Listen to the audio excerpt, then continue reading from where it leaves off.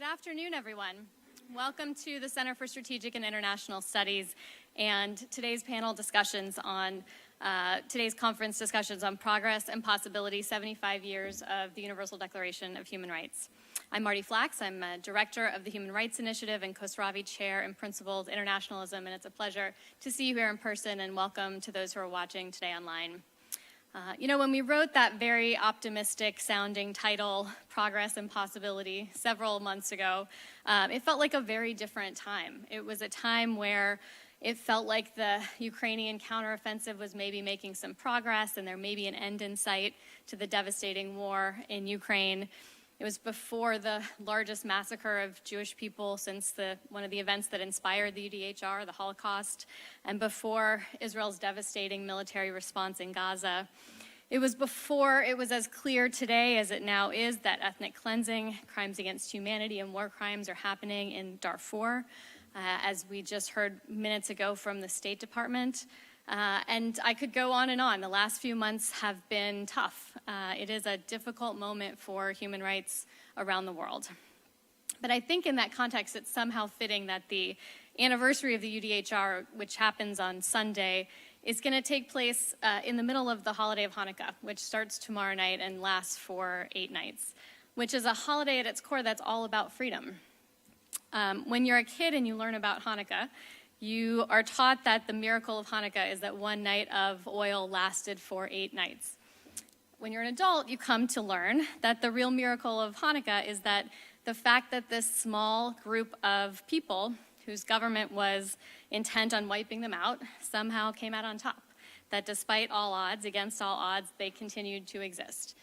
And to me, that message echoes the struggles and the fights for freedom that so many people around the world are facing today. Whether they're fighting for freedom of religion, freedom of expression and association, the right to representative and accountable government, and a government that cares about them and protects them, and to democracy itself, and yes, their right to exist. So while the situation looks grim, a lot of people like to quote Martin Luther King's very wise words that remind us that the arc of history is long, but it bends towards justice. And while history has its hills and its valleys, when you're in one of those valleys, it's very hard to see the path forward, that longer arc. But this story is not entirely dark, and there has in fact been tremendous progress made over the last 75 years. One of the reasons it's so hard to see that progress is because the UDHR itself was such an aspirational document. It was so ahead of its time in many of its provisions. It's easy to forget that the UN member states that adopted a document declaring that everyone is entitled to equal rights and freedoms regardless of race, nationality, religion, or sex, that wasn't the case in nearly any country on earth at that time, including those that drafted and adopted the UDHR. And not just in practice, but even on the books. To give just one example, the UDHR says that people have the right to marry without limitations due to race. Almost 20 years before that became national law in the United States via Loving versus Virginia, which established this right for interracial couples in the United States, and many decades before that was true for same-sex couples. Article 1 of the UDHR had to be amended partway through the process, thanks to the efforts of the Indian delegate to the Human Rights Commission, Hansa Mehta, from all men are born free and equal to all human beings are born free and equal, because that statement wasn't obvious to all of the drafters in 1948. So we've come a long way since then in our understanding of what human rights are and who they represent, who are protected by them, and how we apply those norms in our society today. And in today's discussions, we'll talk about what this has meant in practice. Our first panel will focus on the role of the United States and how concerns about human rights influence U.S. diplomacy and U.S. foreign policy. Our second panel will focus on what's changed over the last 75 years, and in particular when it comes to some of the most important actors who influence respect for human rights in our international system, and human rights issues that, quite frankly, the drafters of the UDHR could not even have imagined would come to be some of the most potent threats and opportunities facing humanity today. So without further ado, I want to introduce the moderator of our first panel, and he will then introduce our panelists for our first conversation on U.S. foreign policy. Most of you know Derek Mitchell, who served as the first U.S. ambassador to Burma in 22 years during a historic period in that country's political transition. He served as Principal Deputy Assistant Secretary of Defense for Asian and Pacific Security Affairs at DoD, and most recently as President of the National Democratic Institute. You may not know that he worked as a senior fellow at CSIS here in this building for nearly 8 years in the early 2000s, I guess not in this building, but at CSIS for a very long time, and we're really delighted that he has rejoined us as a non-resident senior advisor in the Office of the President. So let me invite Derek and our panelists to the stage for our first conversation. Thank you.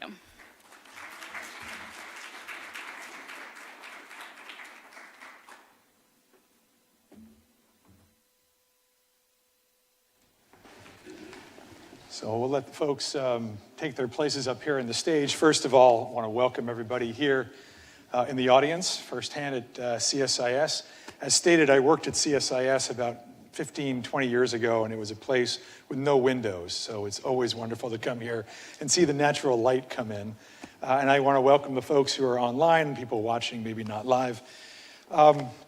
Marty, thank you. To start with, thank you for inviting me. Congratulations for the work that you do here. I thought your statement was quite eloquent, quite appropriate for this moment, so congratulations on that. Especially when she said nice things about you. Yeah, when she said nice things. But really, truly, your human rights initiative here is absolutely essential in this town. Lauren Burke, thank you for all your organization and behind the scenes for this initiative and for this event today. As Marty said, we are noting the 75th anniversary of the Universal Declaration of Human Rights. Every year on December 10th, it is Human Rights Day. I don't know how many people in this room probably know it. Maybe not many people around the country, around the world celebrate it the same way it really ought to be embraced. As stated, it came out, the Universal Declaration emerged out of the devastation of World War II. Devastation that was epical, that was unique and historic. And it was a foundation of the consideration and practice of human rights ever since. And it's been imperfect, of course. 48 countries ratified it at the time, originally. But since then, many international human rights treaties and agreements have been formed and agreed to, developed, extending upon the 30 articles of this Universal Declaration. So it has been built on and built on.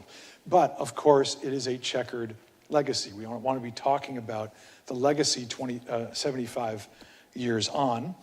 I do note, it was about exactly a week ago, I think, that Henry Kissinger passed. Now, that was given, his passing offered an opportunity, as many of you know, reading the newspapers, for a kind of balance sheet assessment of what is the cost of not recognizing the value of human rights and democracy? Maybe not in the near term, but in the long term.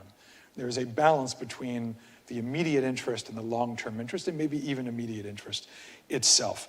I think that legacy of the UDHR, what comes out of that experience is very important to think about, number one. And secondly, even the notion of universal rights, 75 years on, is now being challenged. I think we want to talk a bit about that as well.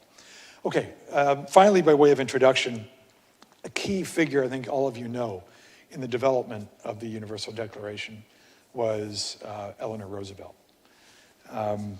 She served as the first chairperson of the UN Human Rights Commission that was tasked with drafting the document.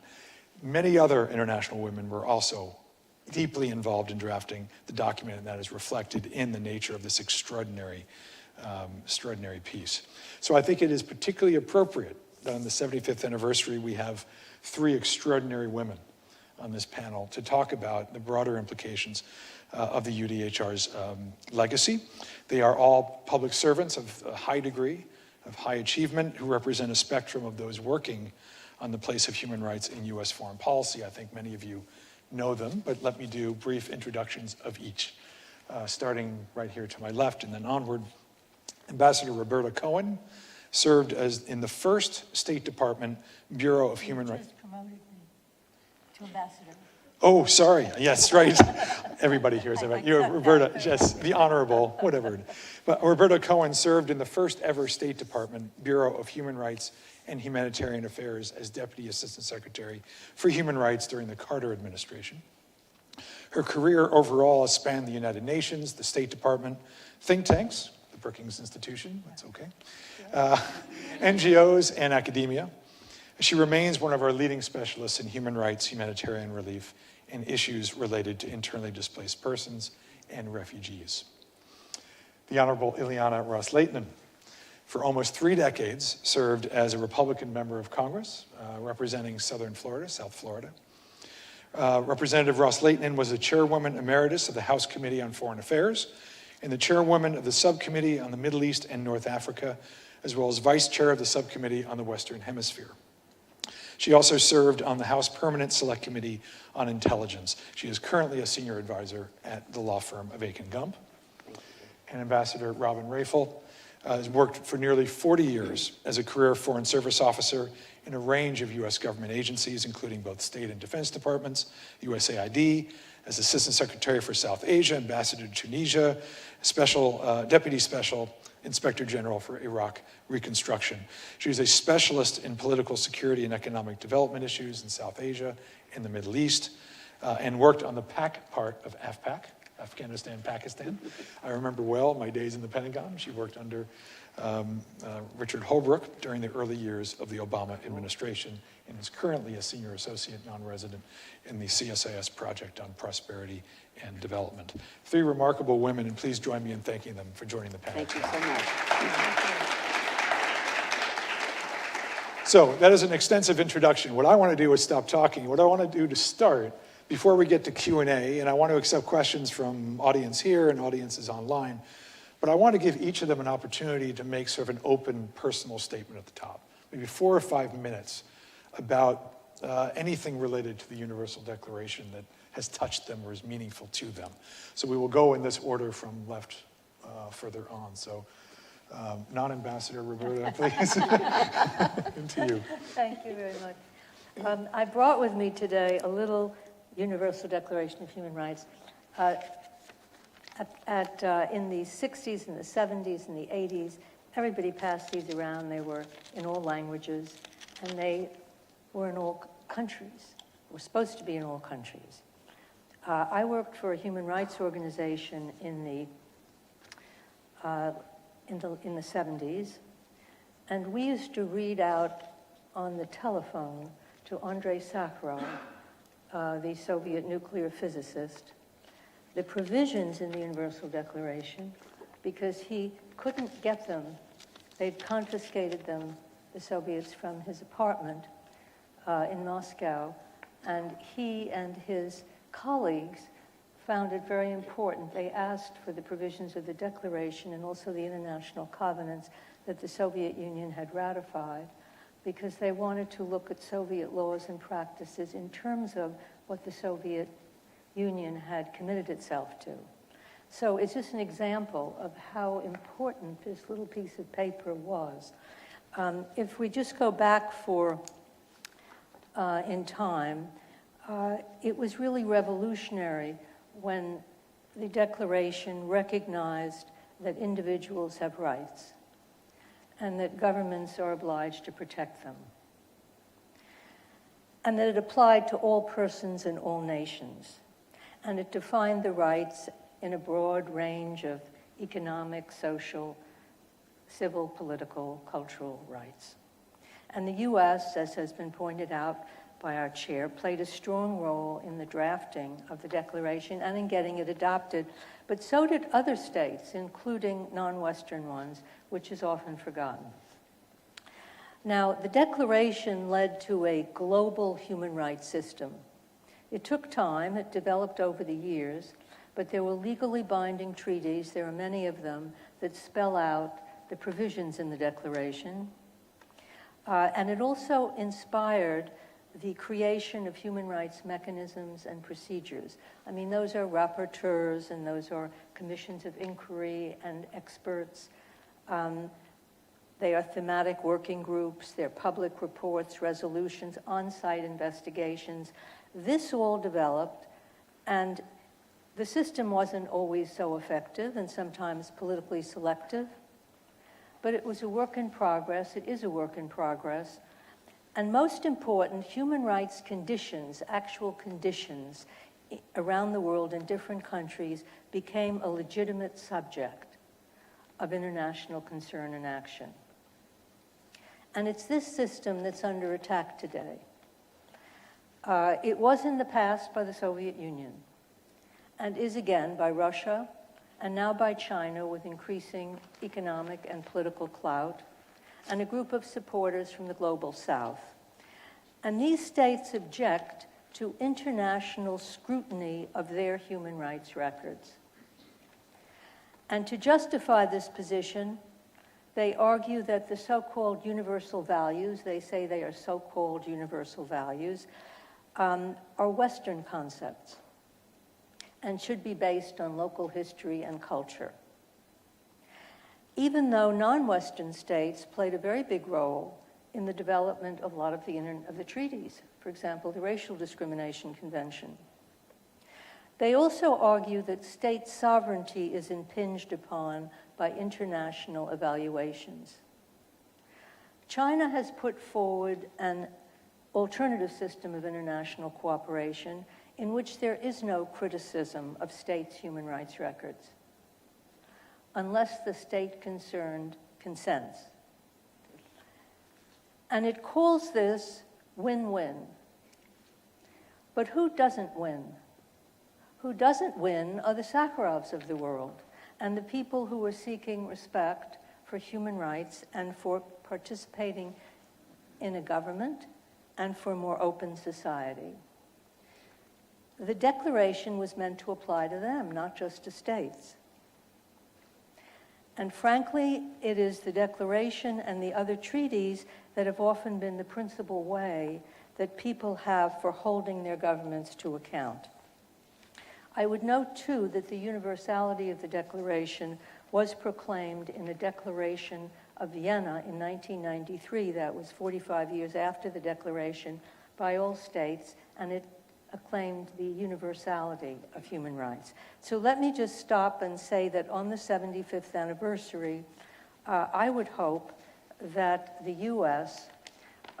Would build and mobilize coalitions to defend, strengthen, and expand the global system, build on the Declaration, work from it, and increase cooperation with states in the global South, especially on issues of economic and social rights, climate, women, technology, LGBTQ, because whether you have a bipolar world or a multipolar world, and that seems to be in the making, the universality of human rights and genuine democracy will be essential to furthering peace and security. Very good. Thank you. Hear, hear. Juliana. Well, I also came prepared. So when I got this was in the 60th anniversary, and I didn't need these to read it. If you look at the type, it's really small type, but boy, it packs a punch in just a few pages, just like our U.S. Constitution. But now I definitely would need glasses. I'm thrilled and honored to be at CSIS, and thank you, Derek, for a wonderful introduction. And I also have some prepared remarks, so thank you for the opportunity to share them with you. We must recognize that this great document, the Universal Declaration of Human Rights, is first an aspirational document, and second, a statement of values. And I say it's an aspirational document because it seeks change in the aspired direction, and change is always opposed by those who benefit from the existing conditions. And as a statement of values, it likewise promotes certain behavior and conditions over other existing regimes and governments which do not reflect such values. And it's impossible to aspire to liberal values without offending illiberal regimes and individuals. In this world of ours, one must choose. One must face the reality of choices. Choices are always hard. Choices always favor someone or something over someone or something else. And choices are always costly. in the sense that they eliminate the ability to be a fence sitter, to claim to support everybody else all the time. And for me, these realities mean that we don't water down our value goals just because illiberal states do not like them, nor do we water down these values because, as you pointed out, these values are criticized as reflecting the concept of universal values or because they're labeled as Western values.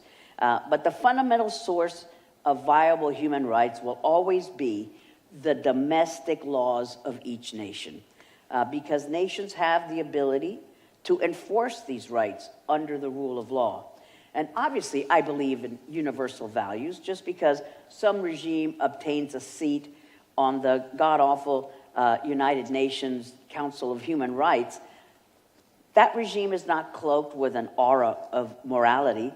I do not seek to expand inclusivity by contracting values. Of course, we should not and cannot use force to impose such values.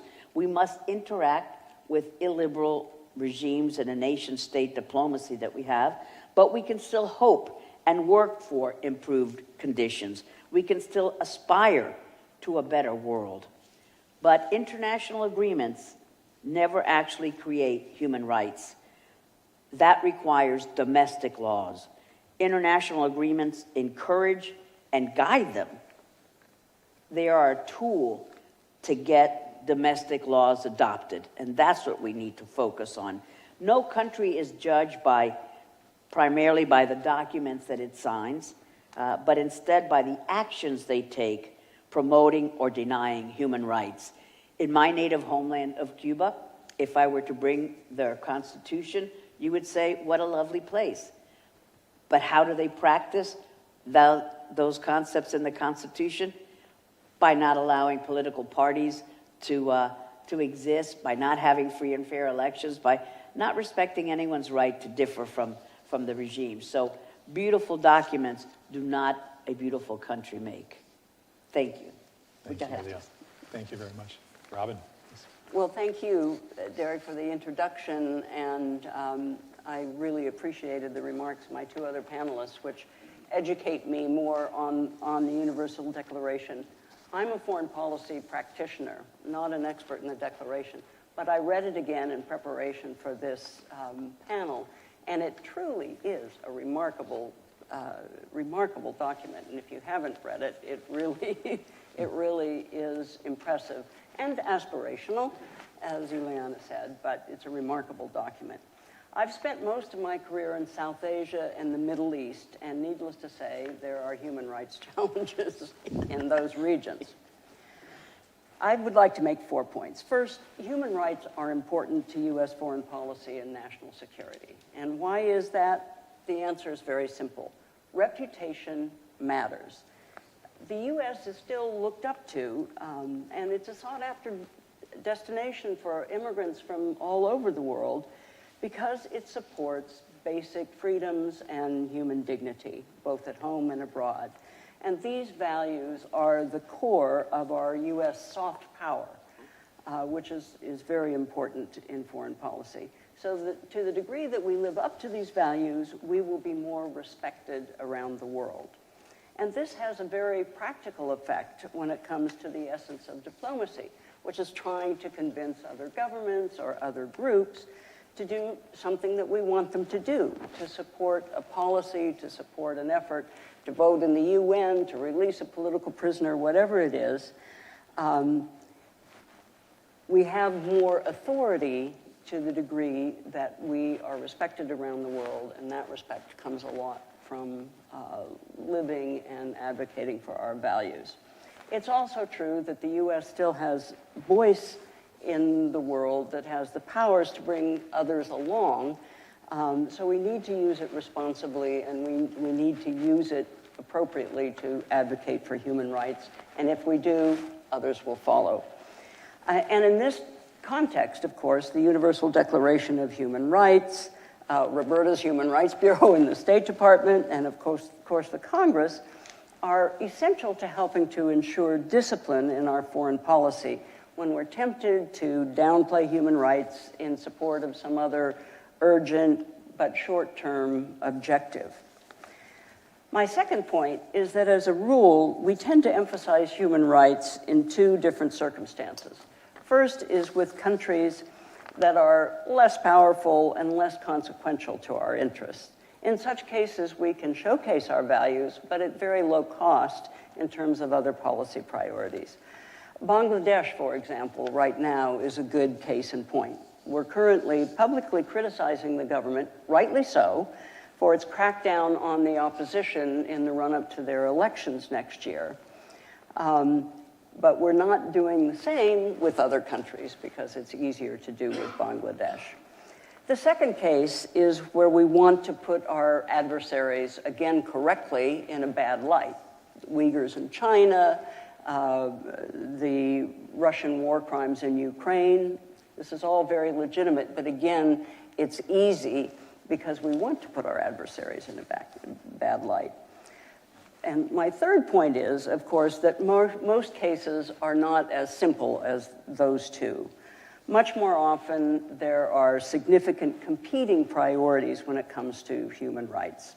Recent examples that you're all familiar with are Saudi Arabia, when the need to reduce oil prices trumped our outrage over the Saudi killing of journalist Jamal Khashoggi, and India, where we've chosen to keep relatively quiet about the progressively worse treatment of Muslims and minorities by the current government there, because we need India to support us in our policy on China. We need India to counter China.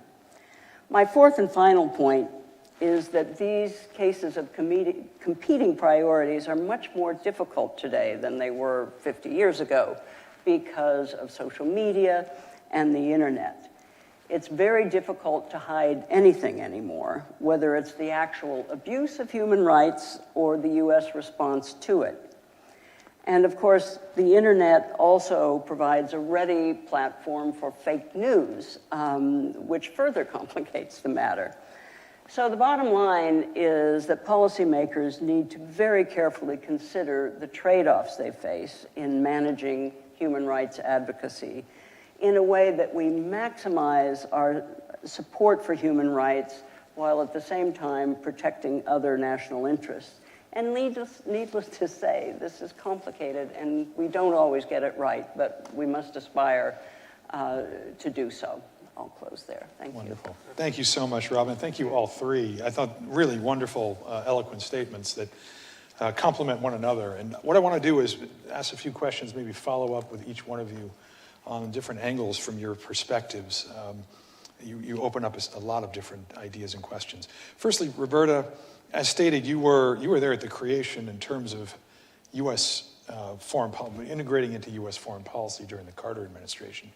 And in a way, the Carter administration was a reaction to Kissinger and the way that Nixon foreign policy was done, as well as, I think, the president's own sort of natural inclinations. But maybe take us back to that time. What were the considerations that the Carter administration made to stand up the Bureau?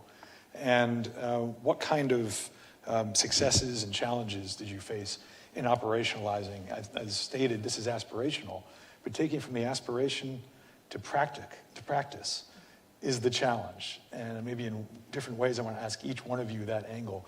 But from the State Department angle, from the Carter administration, how did you grapple with this?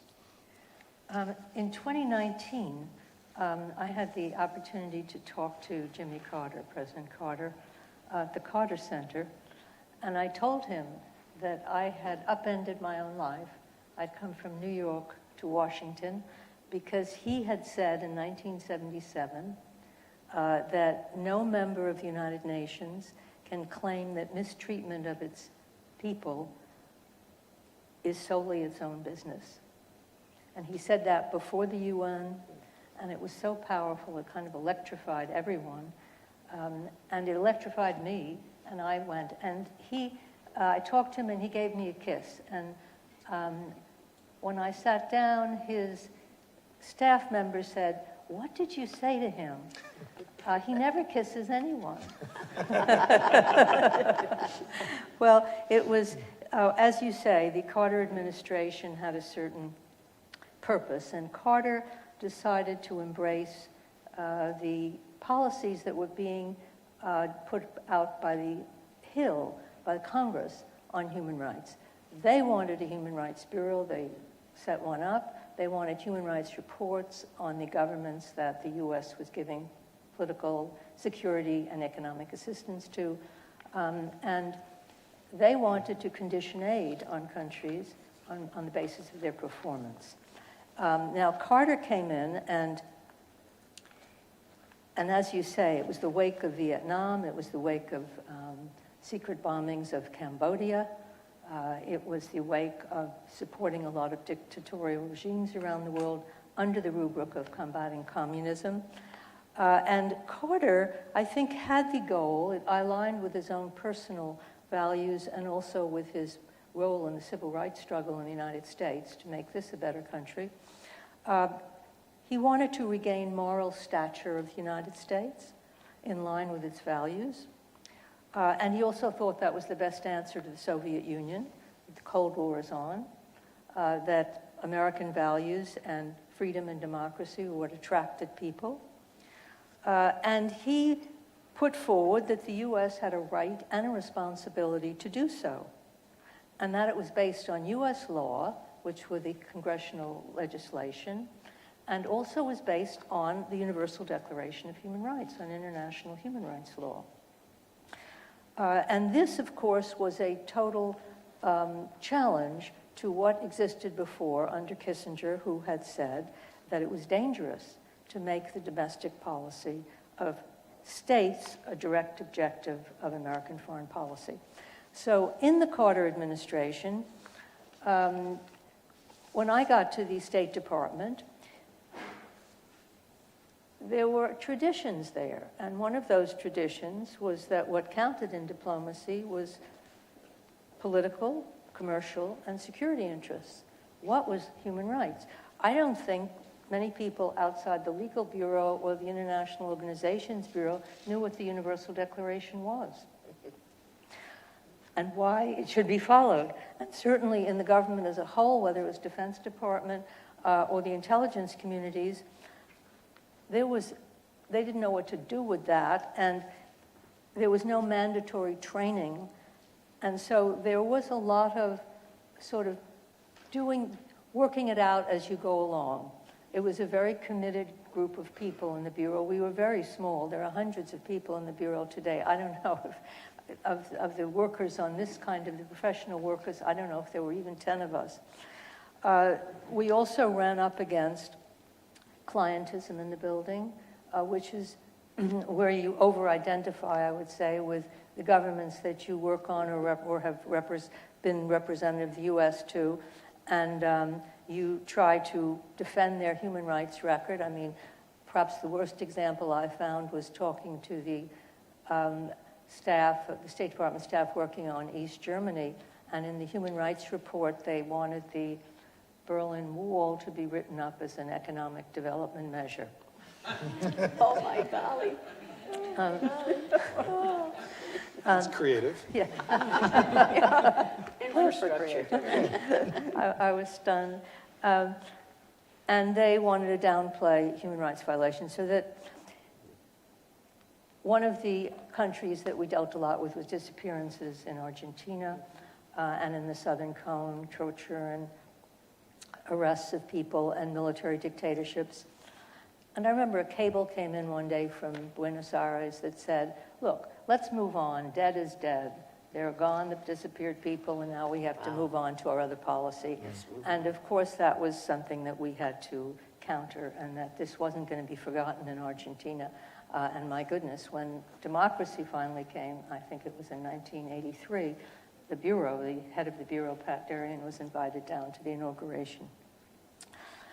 And then there was also the non-ratification of international human rights treaties. We were negotiating, we were pressing, we were integrating human rights points in all the talking points with governments, in all our negotiations at the United Nations. It was a very important forum for the Carter administration, trying to strengthen these mechanisms I mentioned before. But we ourselves hadn't ratified the international treaty. And while I agree with Aliana that domestic law is what's important, it's also very important to be promoting human rights and to be saying that you support the norms and the treaties that have been negotiated, including with your own representatives. And we weren't ratifying. So during the whole Carter period, we had the Universal Declaration, but no other instrument was ratified. I mean, for example, this International Covenants on Civil Political Rights, the racial discrimination, the Covenant this, and the Torture Convention. We hadn't ratified that. We didn't say that those were important for us. We also found that it was very difficult balancing competing interests. I mean, sometimes you look for cases. I remember police equipment came up for the China. And the Human Rights Bureau was one of the only ones that opposed this because it was felt that the police equipment the sales would be used to repress their own population. I think just about the whole building was against us. We had to put forward these action memos, they were called, that would go to the Deputy Secretary of State, and each bureau's position would be in it, and the deputy would decide it. And he decided in favor of the Human Rights Bureau on this one. And I remember my office was called and said, you're going to be the first one to know, because we had really pressed this, and he agreed that that was not in our national interest to be repressing people in the country. And that he didn't interpret the human rights policy that way, or our interests, our other interests. So I'm just giving that as an example. It was a small example. You can go country by country. Sometimes strategic interests were overblown or expressed to be in a way that really didn't meet the criteria, I think, for what would be a strategic interest. But I do think, and I may be going on too long on this, but the U.S. did become a leader in international human rights. The concern Carter gave to this issue, and however inconsistently it was at times implemented by the U.S. government, it became squarely placed on the international agenda, and many governments wanted to make improvements in their records in order to be on better terms with the United States. And they also felt obliged to because U.S. diplomats would ask for changes and had very specific reforms. And I think there were a lot of releases of prisoners. I think there were a lot of changes in practices, whether it was torture, whether it was disappearances, whether it was political arrests. And I think some of the civil and political freedoms were gained traction in countries, and states of siege were lifted. There were some systemic changes. It began to judicial reforms, elections, leading to civilian rule. And so I would say that there was a movement. The idea had a lot of power. It had influence. And international and regional organizations took it up. Treaties were adopted, declarations, looks into the human rights situations in countries in the region, and a whole human rights movement developed. When I began in '77, there weren't very many human rights organizations. There were just international ones, just a few. Other organizations were looking at human rights, scientific and legal. They were adding to their portfolios human rights. But suddenly, human rights movement developed around the world. And I think that's still with us. And so I think that the institutionalization of it in the department helped to keep it alive no matter what the next administration does or doesn't do, because it's there and it has to be taken into account. And I was interested that Soviet Ambassador Dobrynin wrote in his memoirs, I read, that human rights policies played a role in the Soviet Union's loosening of its grip on its population. And he acknowledged that in his book. We can say that, but I thought it was interesting that he could say it. And so I think that there was a tremendous impact, and there was also tremendous criticism, but that goes with being in the press. And but I think by and large, was an effort made in the State Department to try to integrate, to see human rights as an interest, to see human rights as something that ought to be part of our national interests. And sometimes they actually reconciled with what the security folk wanted. So when you reconcile, you both have the same interests, it works even better. Thank you for that. And I think there's no better indication. I can't imagine today anyone commenting about disappeared the way they did on Argentina these days. So you see a bit of evolution. There's still tough, complicated issues out there, but no one could possibly dismiss these issues the way they might have 40 years ago. So at least there is that. You mentioned, Roberta, about Congress and how Congress was essential to the process of establishing the Bureau in the Carter administration proceeding. So I want to turn to Ileana. Congress is typically viewed as sort of the conscience of the government. Oh, God. When it comes to human rights issues, that we'll set aside some, comments about these days. In fact, we may want to ask about these days too, Yes. where we stand on this today. But traditionally, where administrations, executive branch would make compromises or argue away for strategic reasons, it was the Congress that would say, we got to keep our eye firmly placed on the soft power, on our values, on who we are as a country. And I think you were a leading member in this regard on human rights, always keeping the North Star. Not just on Cuba, but otherwise. So I want to ask you if you can share your perspective on that from a congressional perspective, how you worked with administrations on this, the trade-offs that were involved, and if you can, what is it like today? A little different. Too much toxic environment, but we hope that they keep the eye on the prize, which is promoting human rights is an American value that we should all be talking about. But I'm so glad that Roberta pointed out that the congressional role in setting up the Bureau, the congressional role in mandating human rights reports that are read everywhere. Many countries get very upset about the documents that the State Department writes up. They're pretty fair in their criticism and in the praise. But Congress has mostly been known lately for its sanctions legislation.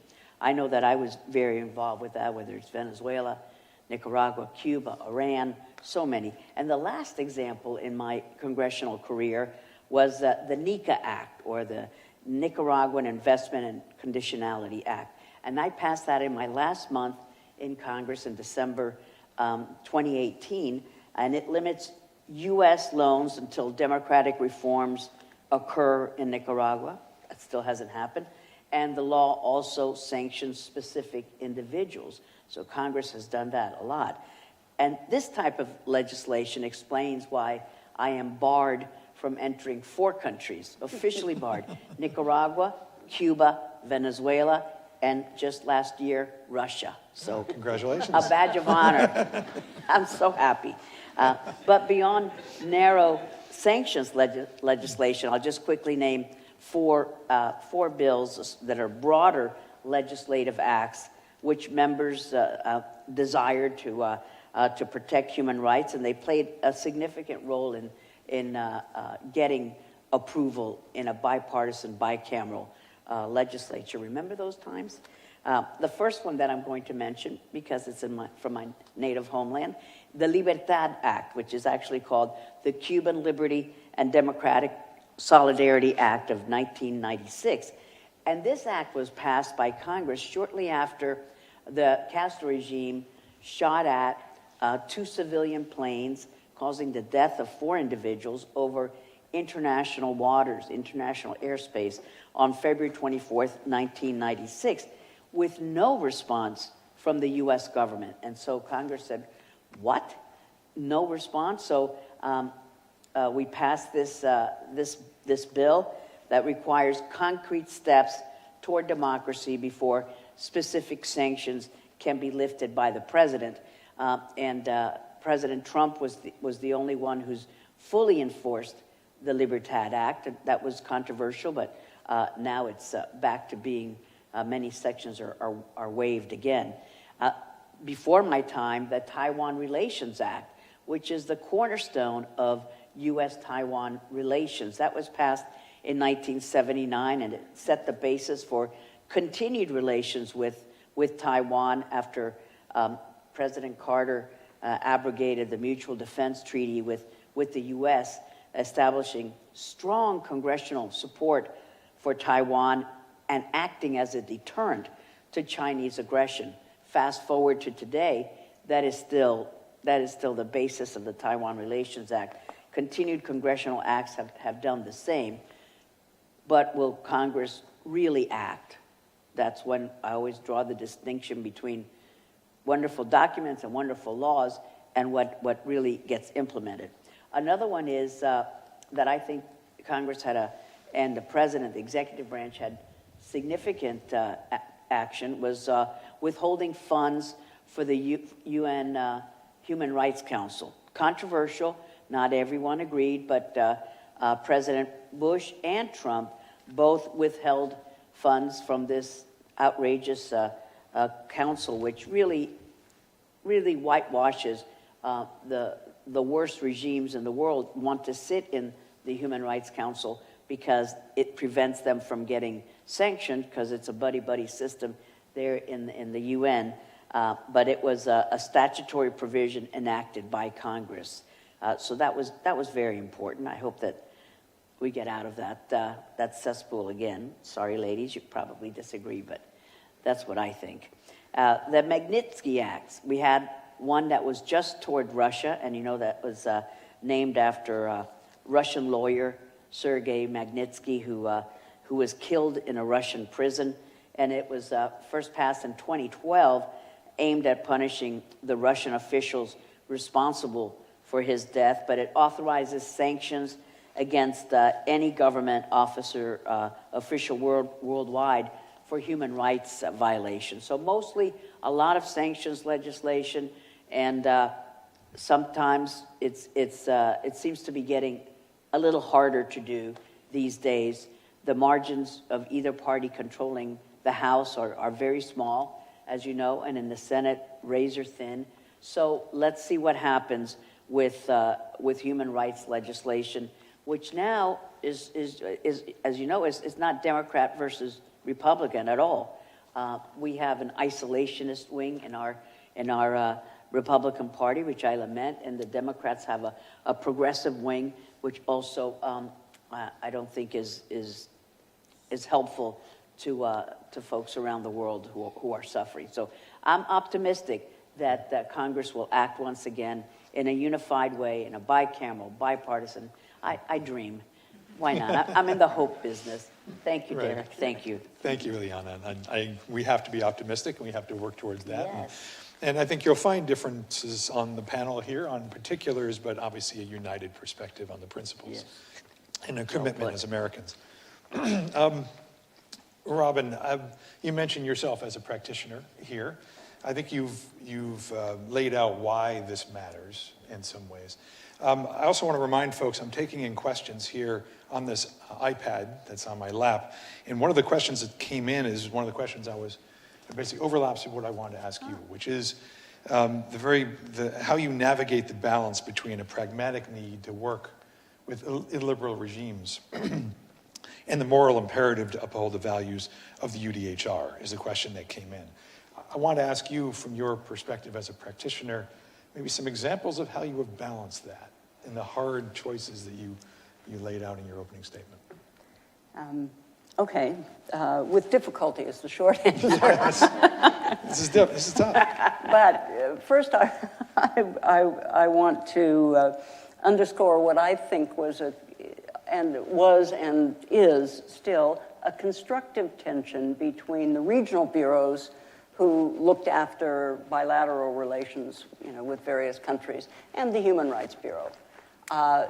Testy at times, but I think over the years there's a really constructive tension, particularly in the drafting of the Human Rights Report, where the regional bureaus are, forced to come to terms with certain facts, and then you negotiate the language, which hopefully has, is for the maximum effect, as I was stating. So I think that's important. There are many examples. I'll tell you one right now on which there are very mixed views. Afghanistan. We have, of course, sanctioned the Taliban and the Taliban regime and their human rights, and more specifically, women's rights policies are absolutely appalling and, regressive is hardly the word. I mean, they're ridiculous. But the question is, okay, for 2 years we've been doing that, and we've made 0 minus progress. 0 minus in the sense that the policies get worse and worse. So the question becomes, what do you do about that? What possible way is there to affect that? And there are many different views. Well, there are basically 2 different views: tighten the screws more, or figure out a way to engage. Since I'm a practitioner and a diplomat, I fall into the structured engagement, careful engagement side of this argument. For those who know a country like Afghanistan well, you know that the people in Kabul, who are the acting ministers of this temporary government, which seems to be going on forever, many of them, if not most, do not approve of the policies, particularly on girls' education. They don't approve of it. What are they doing? They're sending their daughters to Pakistan or to Iran or whatever so they can go to school. So, there's something there which I believe we need to try and build on. I mean, we all know the Taliban's concerned with unity and all the, and so everybody's afraid to, the people in Kabul I'm speaking about are afraid to really speak out against the policies. In fact, earlier on, some of them did, and that's quieted down.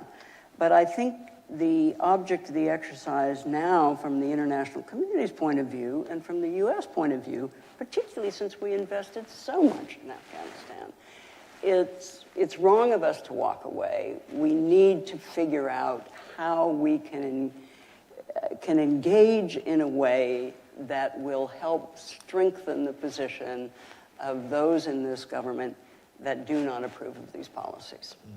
So that's my big example. I'll stop No, there. and I think that's an absolutely essential point. I mean, I think the rights are absolute, but the practical implementation is an art.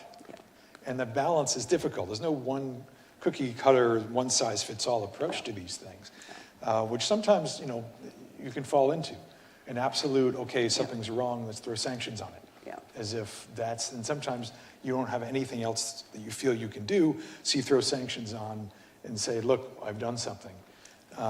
But then as practitioners, and I've run into that myself when I was on the ground, what do you do in particular contexts? Because every context is different. To move the ball. To move the ball. Yeah. And is moving the ball a little bit better than the absolute condemnation that may put folks in their bunker, put folks behind a wall where they don't actually. And that's the competition between sometimes those who are in the advocacy side, which have a critical role to play, and those are the practitioners that are trying to find ways forward, and also, of course, balancing the broader trade-offs of U.S. foreign policy. Yeah.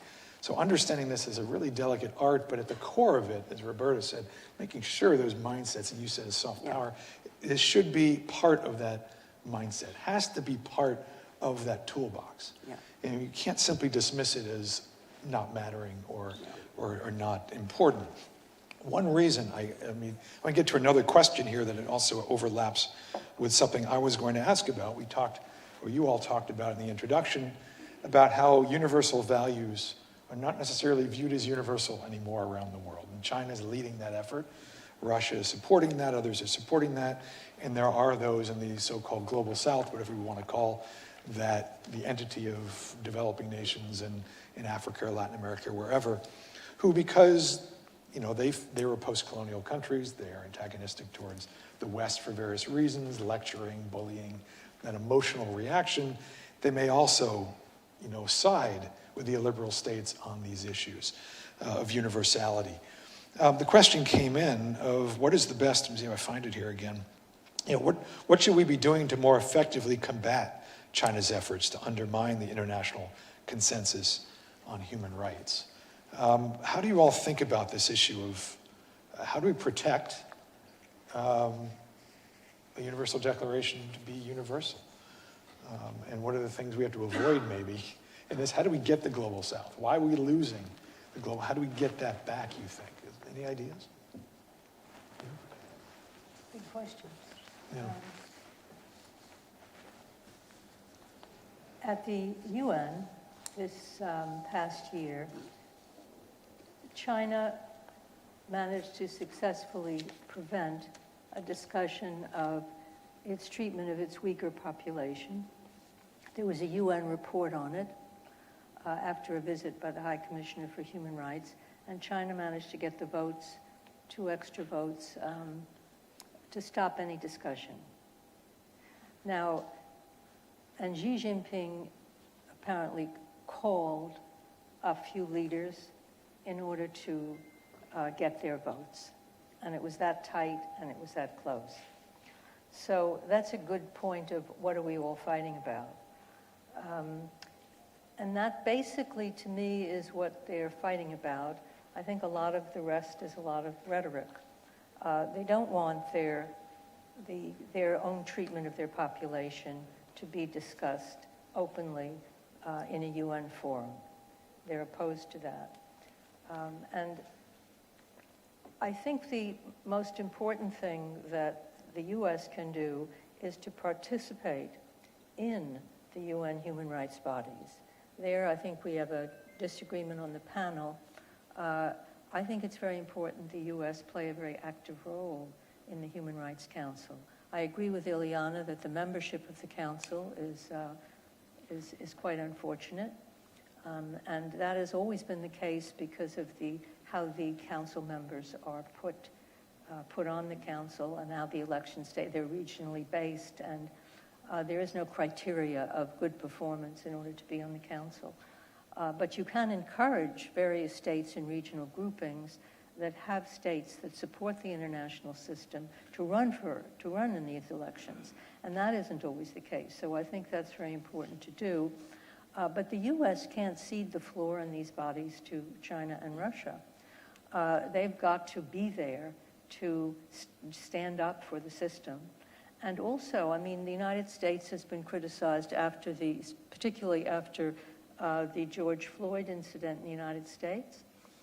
There is a reporting being done on law enforcement, they're calling it, but internationally in all countries, but a very strong part of the report on the United States and police brutality. And here the U.S., as far as I know, is cooperating with the UN as they do their reports. So I think that if the U.S. example is one that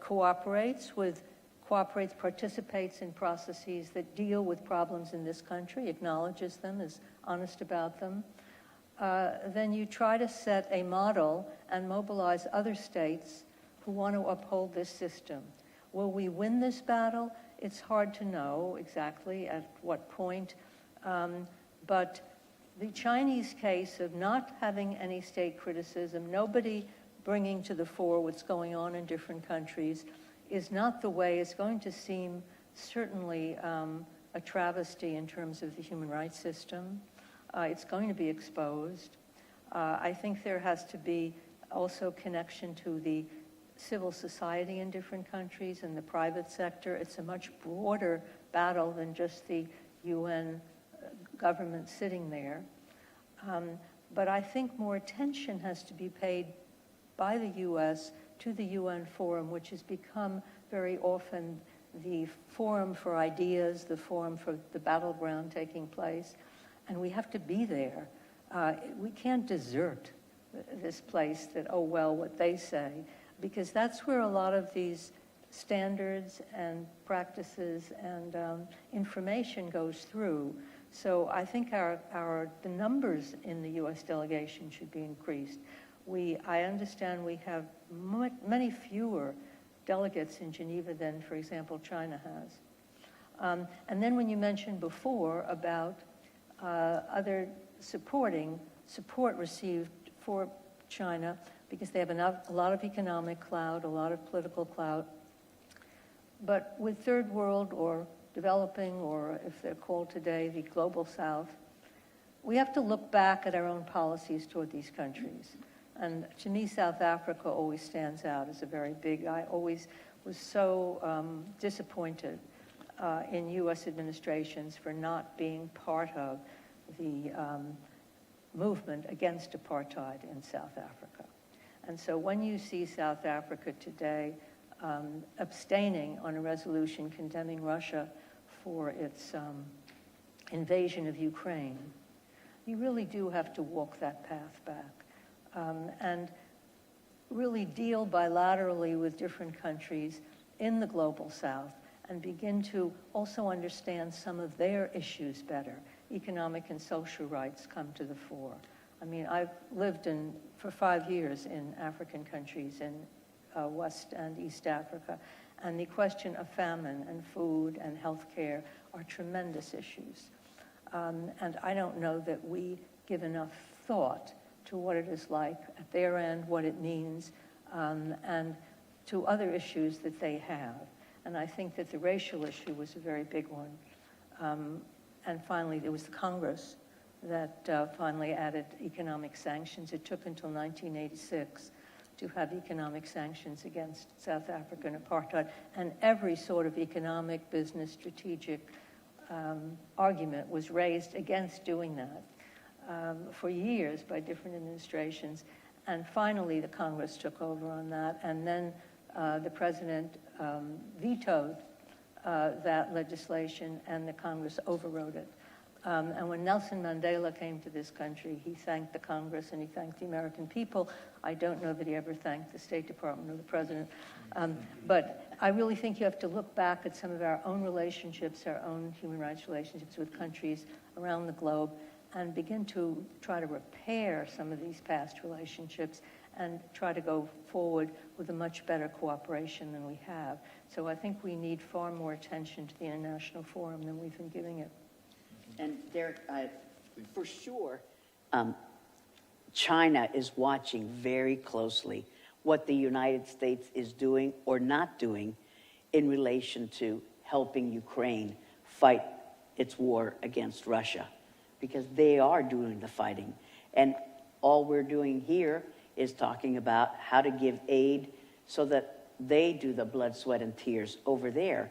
And what's happening in Congress?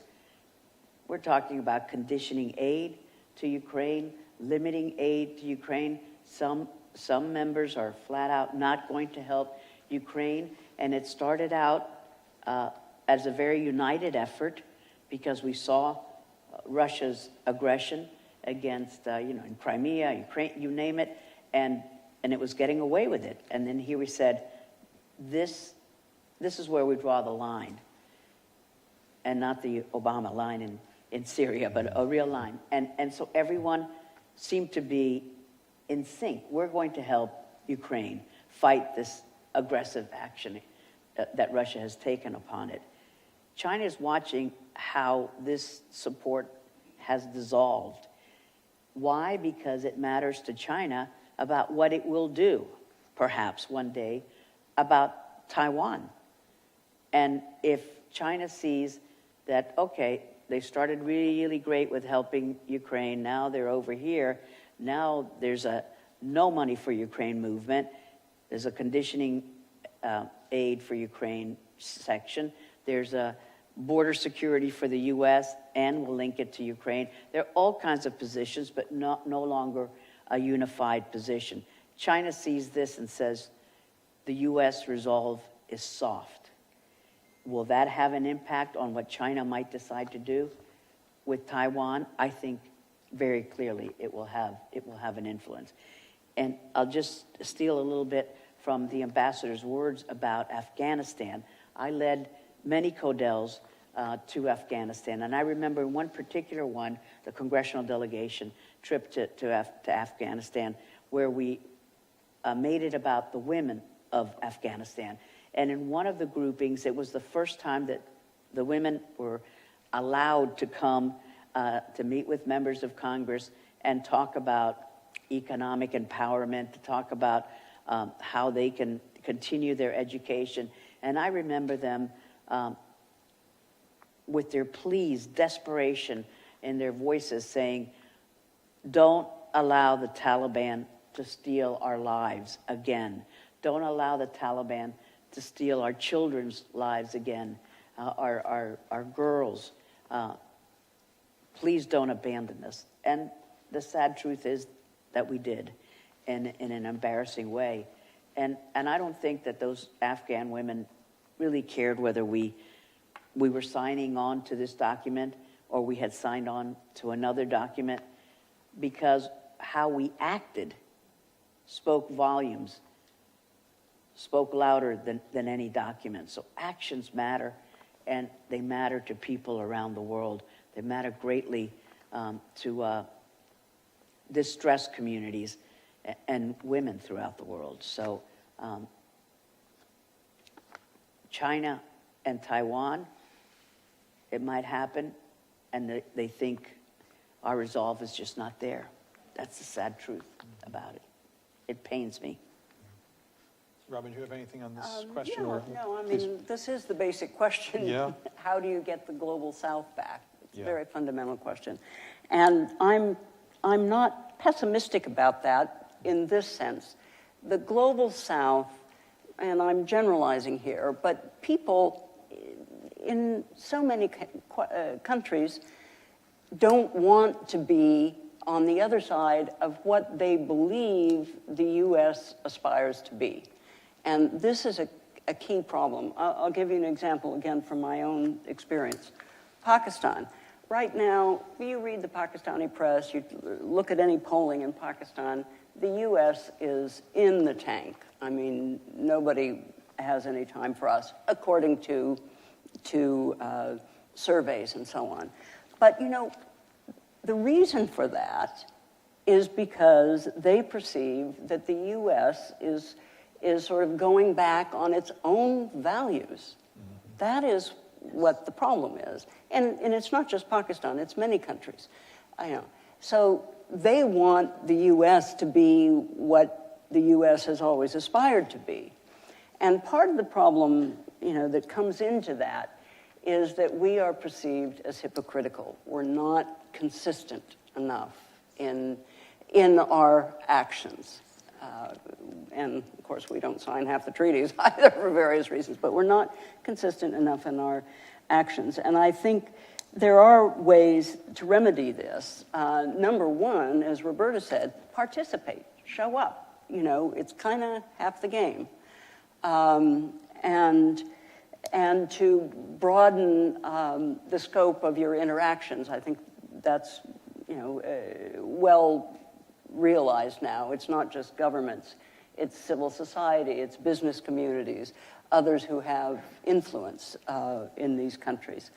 And I think we need to be more nuanced in our advocacy for whatever we're advocating. You know, I think, and when it comes to human rights, what happens is that we're too stark in our interventions. You know, either we go all the way and, you know, sanction and this and that, or we let things pass. We need to find an in-between way that makes us more credible. You know, because credibility is key. But I emphasize again, in much of the world, it's not that people want to join the Chinese or the Russians in this idea that the state should control their rights rather than individuals, but that they don't see an advocate that is credible and consistent. And so that's what we need to strive for and participate. It's an extremely important point. That if you put it up to a really fair competition between what we stand for and what the Chinese stand for, Yeah. if those Yeah. around the world truly understand what the Yeah. Chinese are about, many of them don't have that information. Yeah. I think there's no contest. Yeah, exactly. But that I think, we talk about trade-offs and we talk about balancing, but if we trade off too much from these issues that appeal to billions of people, obviously people would want their dignity, they want their rights. Yeah. If we trade that off too much, we lose in very practical terms. Exactly. And I think that's not understood well enough by practitioners oftentimes, Yeah. who may take the easier, quote, strategic, hard thinking way out, rather than what is truly, I think, much more of a thoughtful, and particularly now, in the information age, if you are not dealing in the information space of dealing with people on the ground, with all these popular attitudes, all this emotion, particularly you were talking earlier, the energy of young people in the global south, and women in particular, all over the world, that's where the energy is coming from. If we don't appeal to that, if we don't work with that, if we don't empower that, if we don't ourselves live up to that, then it has real impact on U.S. interest. And Chinese are classic opportunists. They'll come in there with whatever play they can, with a weak hand, but in a very basic, just in a strategic way, can emerge with advantages. So I'm just making a very sort of hard security, practical realist perspective on what is traditionally viewed as idealism, but of course, these things matter just as they are. They make for a more peaceful, stable world when you have people whose rights are protected. I just want to add one thing. Please. And that is that how is human rights seen by our leadership? Is it just loud denunciations of other practices in other countries? And to me, that is a bit unfortunate. I really think that some of the most effective things that were done have been done by private diplomacy, and where you also can persuade the government that it's in their interests as well as yours to improve their practices. And I'm afraid that we have elections every 4 years, and this is one of the problems for the rest of the world, is that you may have a candidate that comes in and thinks human rights is just to denounce whatever adversaries we have, and that's how it's used, or that it's just public statements and loud treatment. And that's not human rights. It's also institutional, and it's quiet, and it deals with interests of the other country as well as your own. So it's also a strategic way of how to approach human rights, and I'm not sure that is very easy to do when you have loud and you have presidents who come in that really can set back the whole idea. Well, we are at the bottom of the hour. I've gone through some of the questions. There are many more questions out there that I want to ask, and we can discuss for another hour or 2 hours.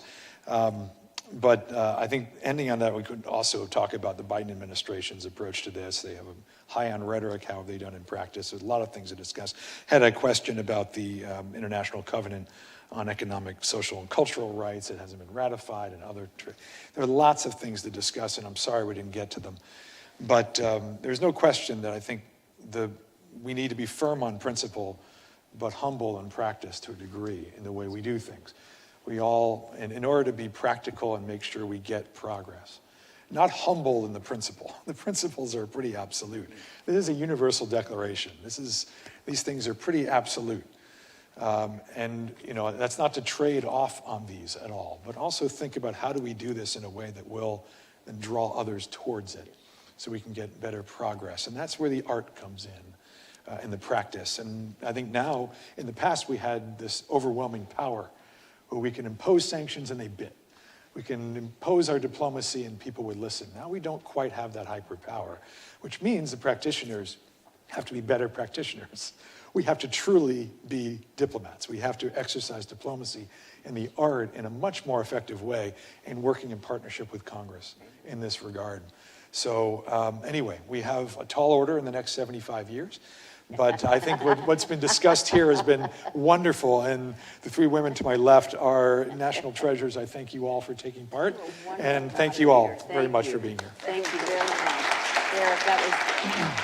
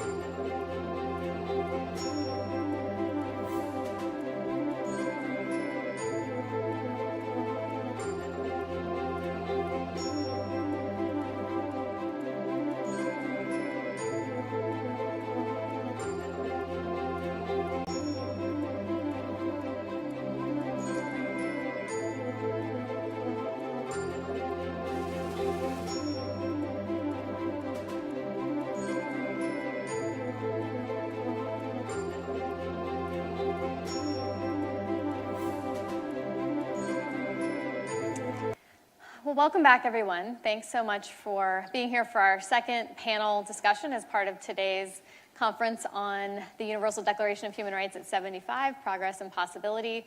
We're really excited for this second conversation, which focuses in on what has changed over the last 75 years. We talked at the beginning about the aspirational nature of the UDHR, how so many of its provisions were ahead of their time, were not in practice or being practiced by the states that signed on to the UDHR, and how it's really stood the test of time in so many regards. At the same time, there is a limit to the imaginations of the drafters in terms of what was to come in the next 75 years and beyond. And there are a lot of pieces that have changed in the human rights landscape. And so we're going to talk about some of those in this panel. For one, the UN system as a whole, including the UDHR, is a very state-centric one. So while the UDHR was the first instrument to really outline the individual nature of human rights, the fact that human rights belong to individuals and not to states, it envisioned a world where states were the primary actor with respect to protecting human rights, and that's still the case, undoubtedly, but other actors in the meantime, civil society, the private sector, have taken on an increasingly influential role, and we're eager to explore that. And of course, there are issue areas that the drafters could not have imagined would be as important as they are today.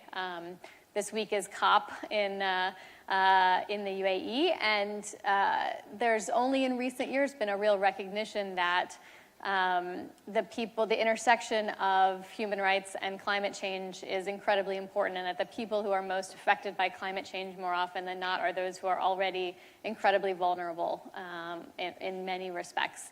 Technology, as we'll talk about extensively here today, is something that the drafters just couldn't have envisioned having the impact on our lives that it does.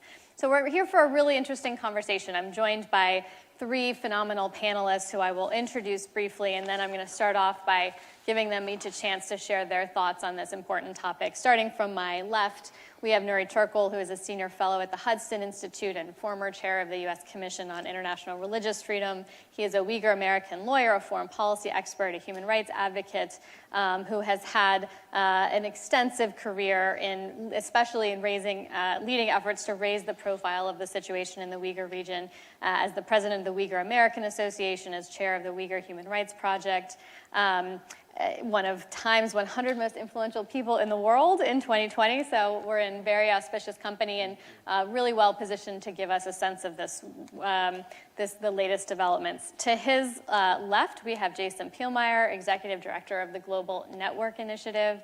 GNI is a multi-stakeholder group of companies, civil society organizations, investors, and academics who are working to help protect and advance freedom of expression and privacy on the internet. He previously served as a senior advisor at the State Department, where he led the Internet Freedom, Business, and Human Rights section in DRL and the Human Rights Bureau, which we talked about extensively in the previous panel, working across the government to promote and protect human rights, particularly online. And then finally, at the end, we have Alex Walden, Global Head of Human Rights at Google. She works with her colleagues across more than 40 countries to build partnerships to promote free speech and freedom of expression, to combat internet censorship and filtering. And she represents Google at the GNI. Google is a member company of the Global Network Initiative. She previously worked at the Rabin Group, at the Center for American Progress, and the Now Legal Defense and Education Fund. So a fantastic group to talk about these issues. And I want to pose to each of you the same initial question, which is basically what I outlined a few minutes ago, which is the system that has developed over the last 75 years has evolved in ways that the drafters couldn't really have imagined at the time. Governments are still central to the conversation. Governments still have tremendous influence and impact on human rights, obviously. But civil society organizations, the private sector, investors, and others are now right at the center of conversations around global human rights. And there's a lot of momentum around those efforts to better incorporate those other actors. How do you think conversations around protecting human rights have changed as that focus shifts to the influence of non-governmental actors? So Nuri, maybe I'll start with you. Thank you very much. Thank you, Mark. It's on. You're good. Yes. Thank you. Thank you very much for bringing us in here. I appreciate your team and yourself leading in this important policy institute to keep the conversation, human rights conversation, as part of the broader work I had the pleasure of working with the Human Rights Initiative when we're sounding the alarm on human rights violations, specifically forced labor practices. That's very much related to our conversation today. So in the last 75 years, as you noted, the focus has shifted, specifically increased participation of NGOs that provided valuable expertise, resources, access to various information that the government entities otherwise may not have access to, or resources to utilize for policy responses, for example. And also there have been greater recognition of private sector, specifically in the business community. As a compliance lawyer myself, I have sensed a shift in focus in the last few years. Now the bigger companies have emphasized the importance of business human rights due diligence in the spirit of UNGPS, Guiding Principles on Business and Human Rights.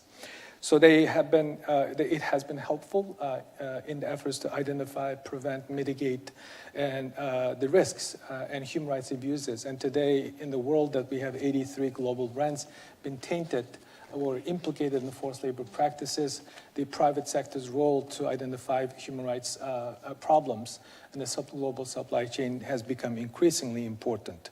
And also, the greater emphasis also been placed on the implementation and accountability. You may have been seeing the hearings here in the United States and the U.S.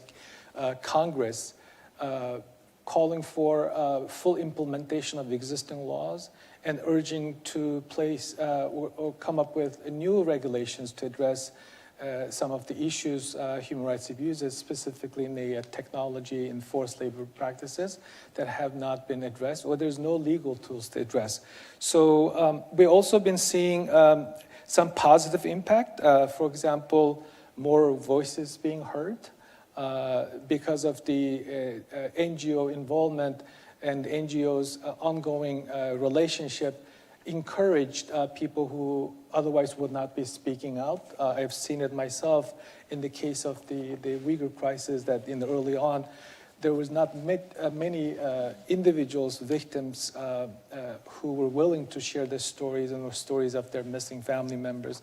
With the NGOs' involvement, they've been encouraged and put into public space to share personal accounts. As you know, that as human beings, we respond to human stories more so than the statistics. So those voices and broaden scope of research and documentation really been a positive. And also, and I've seen the effective advocacy in the last few years that the NGO community has been instrumental in advocating for human rights-centric policy responses. In the United States Congress, for example, we have seen bills specifically designed to protect human rights in Hong Kong, in Tibet, and the Uyghur region.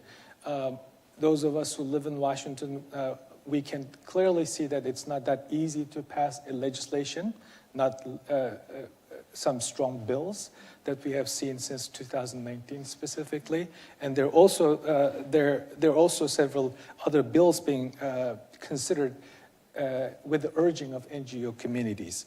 And also we have, with these positive changes, we also have been facing some challenges. One specific challenge is a geopolitical challenge, backsliding democratic rights, democratic undermining, or some state actors' willful strategic and deliberate attempts to undermine human rights norms has also been posing some challenges. So we've been reading, and most of us here, I trust, are aware of two specific actors, Russia and China. According to the Beijing's narrative, problems started with the post-war period when the United States, in their worldview, exploited its dominant position to inject radical liberal ideas into the international institutions. So, for example, they believe that the UN Declaration of Human Rights, modeled on the US Bill of Rights, is a threat because it has a specific language, such as all humans are born free and have the right to overthrow governments that fail to respect that freedom, to autocratic regimes, the one in Beijing and Moscow and elsewhere. This is a nightmarish aspect of international law, international system. So they see this as a subversive attempts to promote or undermine a regime while promoting human rights and democratic principles. So with that, I also wanted to point out a couple of things related to some areas need further work. For example, there are a lack of coordination and coherence in NGO communities and their relationship with various governments. There are capacity building concerns that some NGOs are in a very good position and have a willingness to do more, but they don't have the capacity. So we need to focus on helping to build capacity in those NGO communities that work on human rights issues. That includes organizations like the Safeguard Defenders, who recently exposed 54 police stations run by the Chinese government in Western Europe. And also, we do understand that somebody who's connected to the human rights organizations, the lack of resources is a huge problem. Too much work, very little money to be utilized. And finally, one other thing that I also come to my attention and realize that the focus on some countries that have been in the news and in the various reports kind of put on the back burner because of the new conflict in the wars, like the ones that we're dealing with in Ukraine and Israel. So the major players, the elephant in the room like China and others, need to be under the spotlight while we're handling with broader global challenges. With that, I'll stop it. Thanks so much, Jerry. Thank you. That's really great. And I always find it ironic when I hear this pushback from China that the UDHR is a Western concept, that it was the Chinese representative that was the vice chair of the drafting committee working with Eleanor Roosevelt. So they were integrally involved in putting this document together along with representatives from all over the world. So it's an interesting version of history. Let me turn to Jason and get your initial thoughts. Yeah, well, let me start by joining Nuri and thanking you, Marty, not just for inviting me to be a part of this panel and this event, but all the great work you do here at CSIS. It's a real pleasure to be on this panel with my good friend and collaborator, Alex, and with such a distinguished human rights defender and activist as Nuri. I think it can be helpful to address the question, to think about the ways that the conversation around human rights has evolved maybe through three dimensions. The first is how the reference subject of human rights has changed. So the UDHR and later human rights instruments were negotiated by states at a time that, arguably represented the zenith of state power, at least in the kind of Westphalian sense of the word state, which is not to say that there weren't precedents for incorporating non-state actors in international law. Most concretely, that was illustrated, is illustrated still today by the tripartite framework of the International Labor Organization. And there were, in fact, important questions that were very germane at the time that the declaration was being negotiated around the responsibilities of non-state actors, not least in the context of post-Holocaust accountability and the Nuremberg trials, which is perhaps why the UDHR calls on every individual and every organ of society to strive to secure the universal and effective recognition and observance of human rights. It was remarkably far-sighted, I think, but as you said in your framing, it was clear that states were the principal actor, both in the negotiation and the principal subject in terms of who would then have to sort of take responsibility for the commitments. And that was the case, really, I would say, until the advent of the watershed UN guiding principles and their endorsement by the Human Rights Council in 2011. So that's one dimension. I think another related dimension is that the boundaries of human rights discourse have shifted. And I mean that both literally in the sort of jurisdictional sense, as well as more metaphorically. The UDHR international covenants have traditionally been understood to apply to states with respect to things happening within their borders. While different instruments do have distinct language in their jurisdictional clauses, it's clear that globalization has really posed significant challenges for the more traditional and restrictive interpretations of those clauses. So, transnational threats like terrorism or climate change, as you mentioned, as well as transnational resources like the internet, have provoked important questions about how and when human rights obligations apply across those jurisdictional lines. And then the last dimension in which I think discourse has shifted is that it has deepened. Human rights in the sort of 75 years ago, I think, was a conversation that was pretty narrow.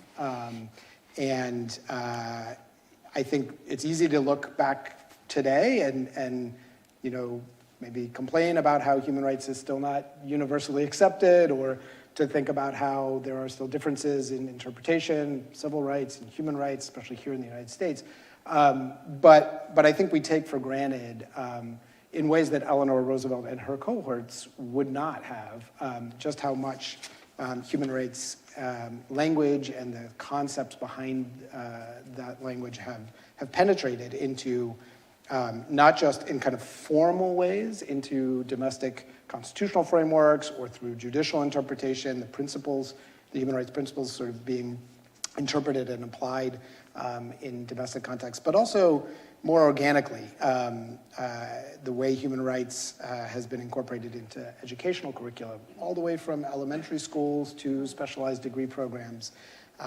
As a result of that, and I think the evidence of that can be found not just in how people feel empowered to evoke human rights in courts of law, as well as in their advocacy and engagement with companies, but also in TikTok videos. You see human rights as a tool that's really seen as accessible and available to a real wide range of people, and that has definitely marked a change from 75 years ago. Absolutely. That societal infusion has changed the conversation. Alex, over to you. Thanks again for including us in this panel. I think good timing for this conversation. Jason, you're a tough act to follow. I sort of knew that. I guess maybe the few things that I will highlight about how the discourse has shifted and how some of the sort of modalities have changed for how we do the work. They underscore a little bit of what you highlighted, Jason, but for tech in particular, I think one of the things that's different is thinking about how what companies do, what we produce, what our product is, might actually help advance people's ability to access their rights. And we sort of see that with our products themselves. Certainly, there are challenges presented by our products, but also we've changed the way people are able to communicate and share with one another around the world in ways that humankind could never do before. And so that, again, there are challenges presented by that, but also thinking about the opportunities for advancing rights, I think that is happening in ways that could not have been imagined at the time.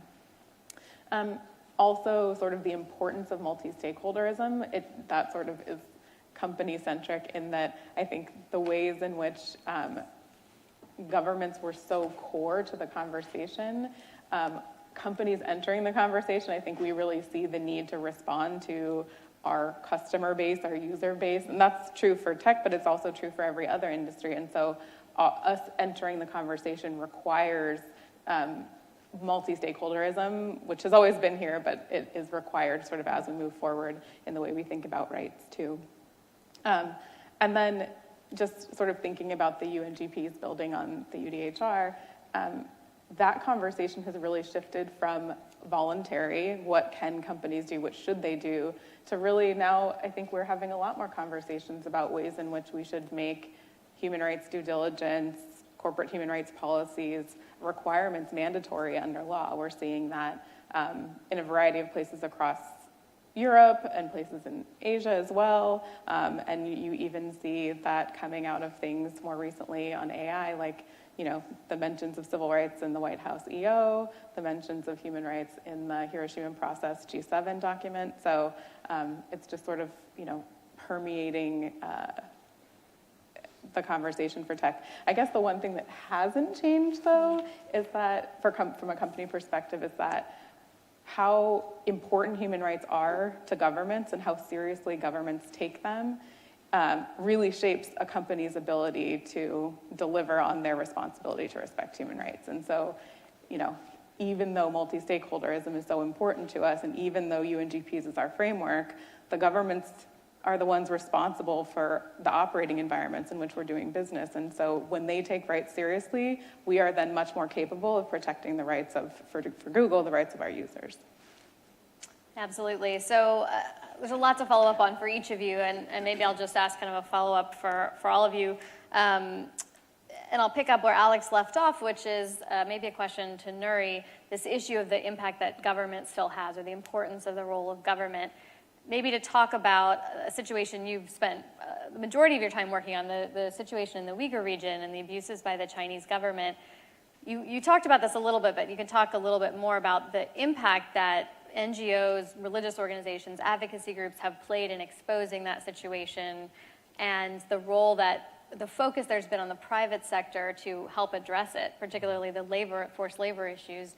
But in the end, these are also actions by government. You need the actions of powerful other governments like the United States and Europe to create change, because ultimately you're trying to influence a very powerful government in China. So how do you see the efforts of the private sector, the efforts of civil society groups intersect with what you want to see from governments, and how can governments kind of leverage the power of those actors better?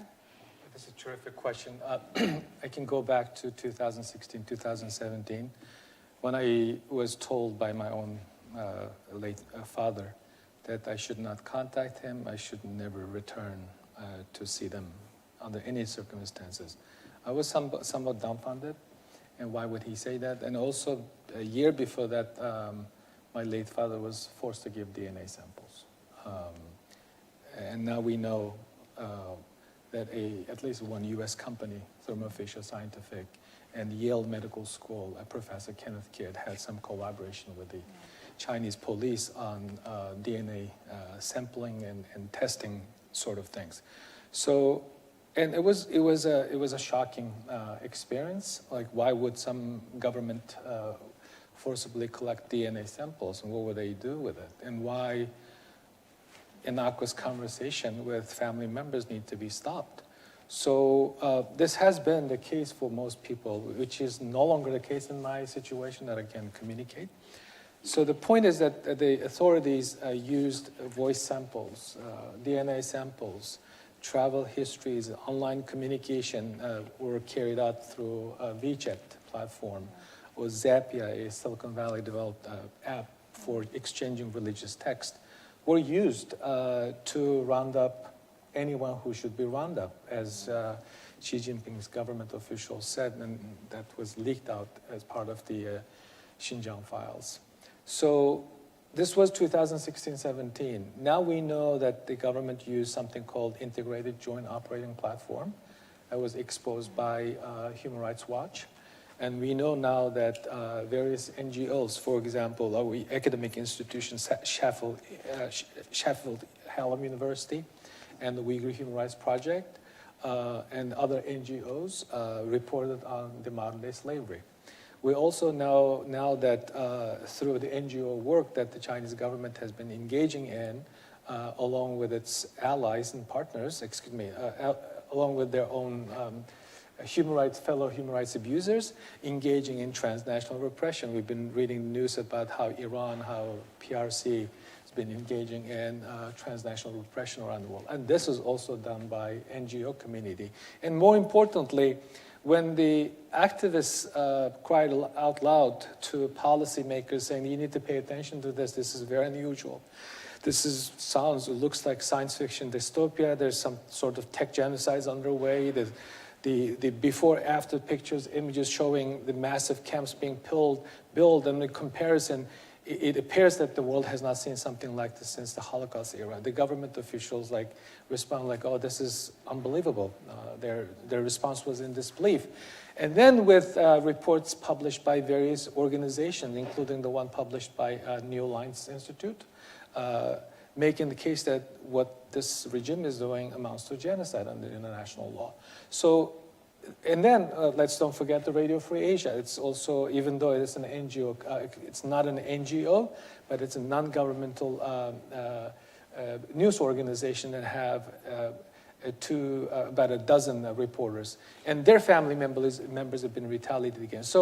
So without NGO communities, private sector's support, and this includes some tech experts, not the companies, but experts helping to identify the camps and the specific tools being used. I don't think that we would have seen the US government and 9 other parliaments and governments around the world have formally recognized what's happened to the Uyghur people as a genocide. Yeah, absolutely. So I want to take this kind of question to Jason, and maybe Alex wants to come in on this too, which is how should tech companies in particular be reacting to and thinking about these case studies where, Alex referenced the enormous opportunity that tech has provided to protect human rights all over the world, and the enormous progress that we've made because of the internet, because of the ease of technology, of communication technology that we now have, which has had a tremendous influence on government accountability, on informed citizenry. But for every one of those examples, we have examples on the other side where you see surveillance technology, misinformation, disinformation, used to crack down on human rights. And now we have this question around generative AI, which is opening up another can of worms. So maybe Jason and then Alex, I'd love your views on this too, which is you both referenced the UN Guiding Principles on Business and Human Rights as the beginning of as a framework to think about this. How are GNI member companies and Google in particular thinking about this in terms of your expectations around how companies perform in practice? And are the UNGPs enough? Or does there need to be a further evolution around international expectations of companies or more specific norms and standards for companies? Yeah, so maybe I'll start with the last part of your question, which is to say that I don't think the UNGPs are enough, but I don't think the UNGPs were ever intended to be sort of the end-all, be-all of sort of corporate responsibility and accountability. So the UN Guiding Principles are an interesting instrument in that it's not a legally binding treaty.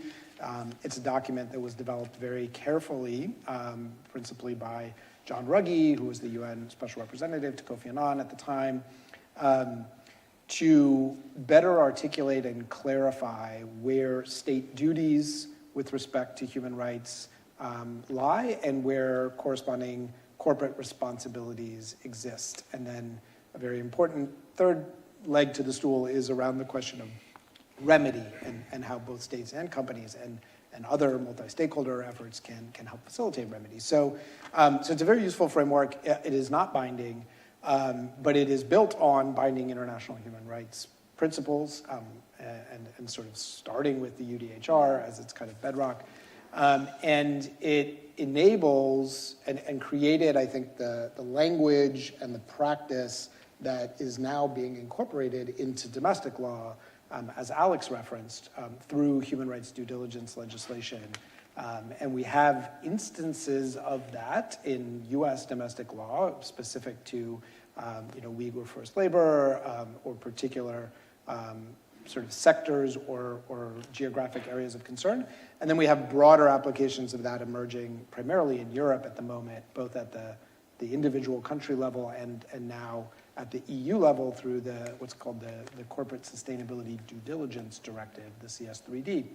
And so what we can see is actually what John Ruggie predicted, right? That by creating this this mechanism for translating the international human rights architecture that started with the UDHR into sort of a conceptual framework that makes sense for companies around using concepts like due diligence and risk and business, defining the various types of business relationships, leverage, right? These are all concepts that are kind of familiar in a company context, but can also be, and I think were brilliantly sort of translated by John and the framework and many of the other people who have built on it since then into kind of vehicles for thinking about human rights within a corporate context. So I do think that we are evolving new sort of practices, including these mandatory laws that are coming into place.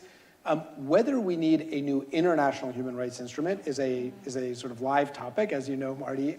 Something that there is a process underway. There's an open-ended working group that has existed now for almost a decade, I think, that has been debating and has now produced a draft, which would be a new international treaty on business and human rights. I have to say, I'm not entirely convinced that that document is going to really move the needle one way or another.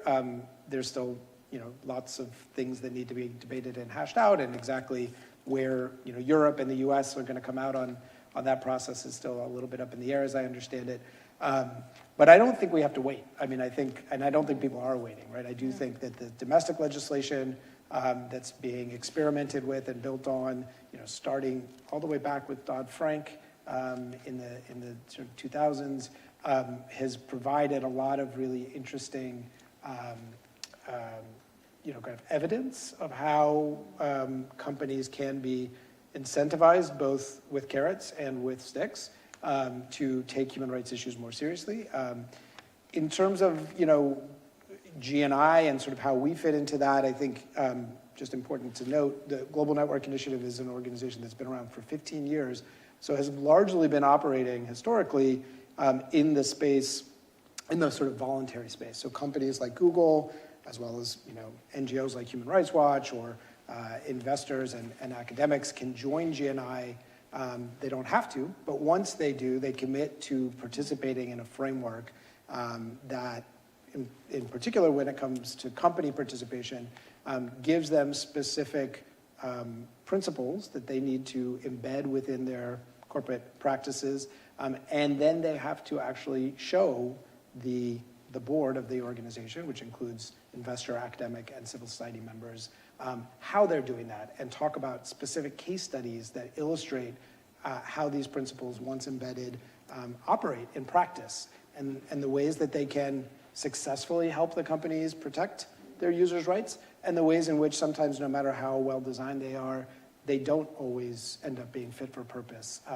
And I think it's that sort of cycle of continuous improvement. So each company then is evaluated whether or not they're implementing this framework in good faith with improvement over time. And that sort of improvement over time lever, which is another one that sort of comes from the corporate management systems kind of audit philosophy, if you will, is one that I think has really been very useful, because especially in the tech sector, where the technology itself is evolving so quickly and the tools and tactics of governments to misuse that technology are always kind of evolving. It's really important to be able to sort of iterate over time, and the more you can do that in collaboration with stakeholders who are representing the interests and views of people on the user end, the most vulnerable communities, academics and researchers who can bring new perspectives, the quicker the companies can get ahead of those evolution. Yeah. So Alex, sort of same question to you, but Google famously had a motto, I think it was "Don't be evil," right? As sort of the founding principle. I don't know if you still use that, but I wonder if you could talk about, what drives sort of the interest and the focus on human rights for you all, how you think about the company's role in this human rights ecosystem. What is the value proposition that it provides for you all to be focused on these issues? And then if you want to talk a little bit about kind of what are the norms and standards that you think are most helpful in this ecosystem right now? Sure. So for Google, caring about human rights is sort of embedded in the founding of the company, that our founders really were focused on providing access to information. How do you, the mission of the company is literally to organize the world's information, make it universally accessible and useful. So freedom of expression and right to privacy were really core to the founding of the company. But obviously that's just the floor, certainly not the ceiling. That is embedded in the operations of the company, and really the UN Guiding Principles on Business and Human Rights is how we think about how we should operationalize human rights throughout the company. You know, we have products ranging from search to YouTube to cloud enterprise services, and the way we think about human rights and the potential impacts of rights look really different across different parts of our business. But the UNGPs provide a really important framework for helping us think about that. And then we have the GNI principles on top of that, right? So we have layers of standards that we're considering in terms of how we implement our commitments. The GNI principles really help us, you know, they're designed for tech, to help tech think about what is our rights-based impact, in particular on freedom of expression and privacy. And so that has really taken us a long way over the past 15 years in implementing standards and participating in evolving standards around how tech companies should behave. That also informs sort of the principles that we write for ourselves. We wrote Google's AI principles I think we launched them in 2018. So having these sort of external standards informed the internal standards that we built for ourselves, where it wasn't obvious how the external ones were going to apply yet. And then I think that kind of gets to your question about, you know, what Jason was sort of speaking to. I think everything I just spoke to is why it's really important for companies to participate in, commit to, and participate in and seek to achieve the standards, the sort of voluntary standards that already exist. There is also a role for more sort of mandatory requirements, and that's because, you know, companies benefit from having a level playing field. It is unhelpful to companies who are committed to human rights, to engaging in human rights due diligence, to sometimes saying no to business, if there are going to be other companies out there that aren't going to do that hard work, that are going to take the business regardless, that aren't going to think about those mitigations. And so there can be a role for regulation in setting a level playing field for companies kind of multinationally who are operating. Yeah. But certainly the sort of flexibility piece is important, in particular for tech, because the technology is evolving so swiftly, kind of we need to be able to be nimble and respond to that. Yeah.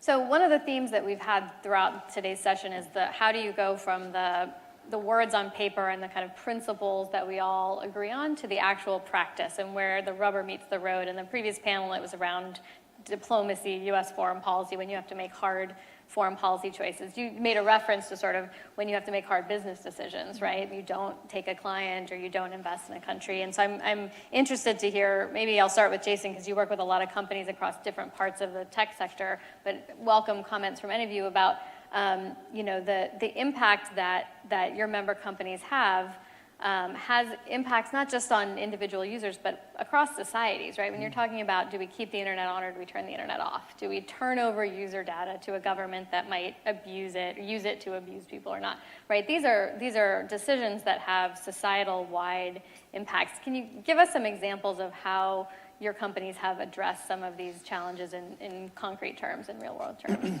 Yeah, no, and I think it is important to sort of think about technology, information and communications technology in particular.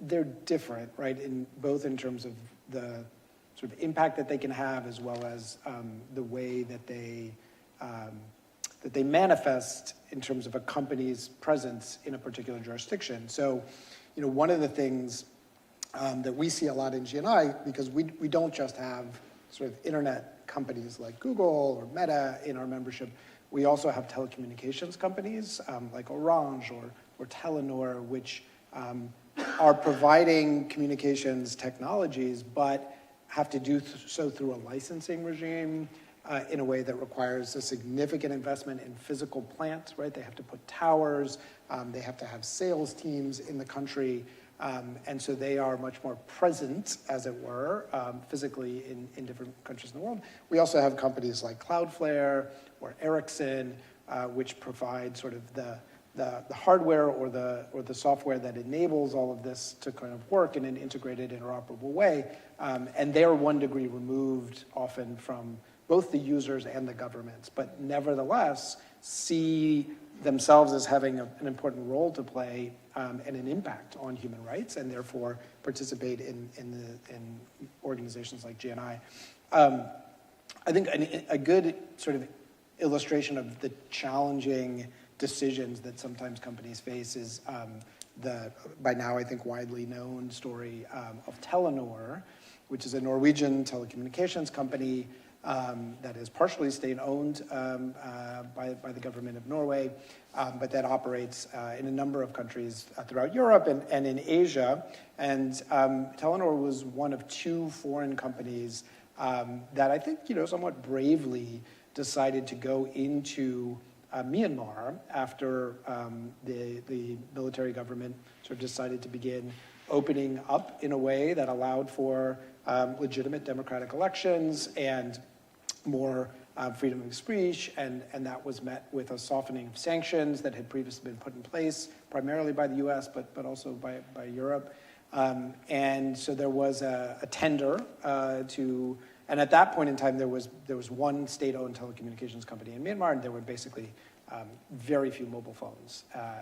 And this is not that long ago. This is 10 years ago, or maybe 14 years ago, I guess. And that opportunity was one that a lot of companies, I think, were wary about, rightfully, including Telenor. And so they commissioned human rights impact assessments. They thought very carefully and consulted with a lot of different stakeholders about the pros and cons of going in. Ultimately, they decided to go in, and they were part of a real revolution in terms of the sort of communications possibilities. All of a sudden, mobile services became much more affordable in Myanmar.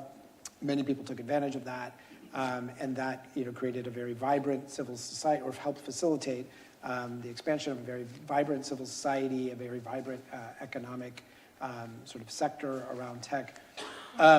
You fast forward to a couple of years ago, and the military, in part because of how quickly things were changing, decided they'd really had enough of that and had a coup in which they arrested the democratically elected president of the country and clamped down on human rights very broadly.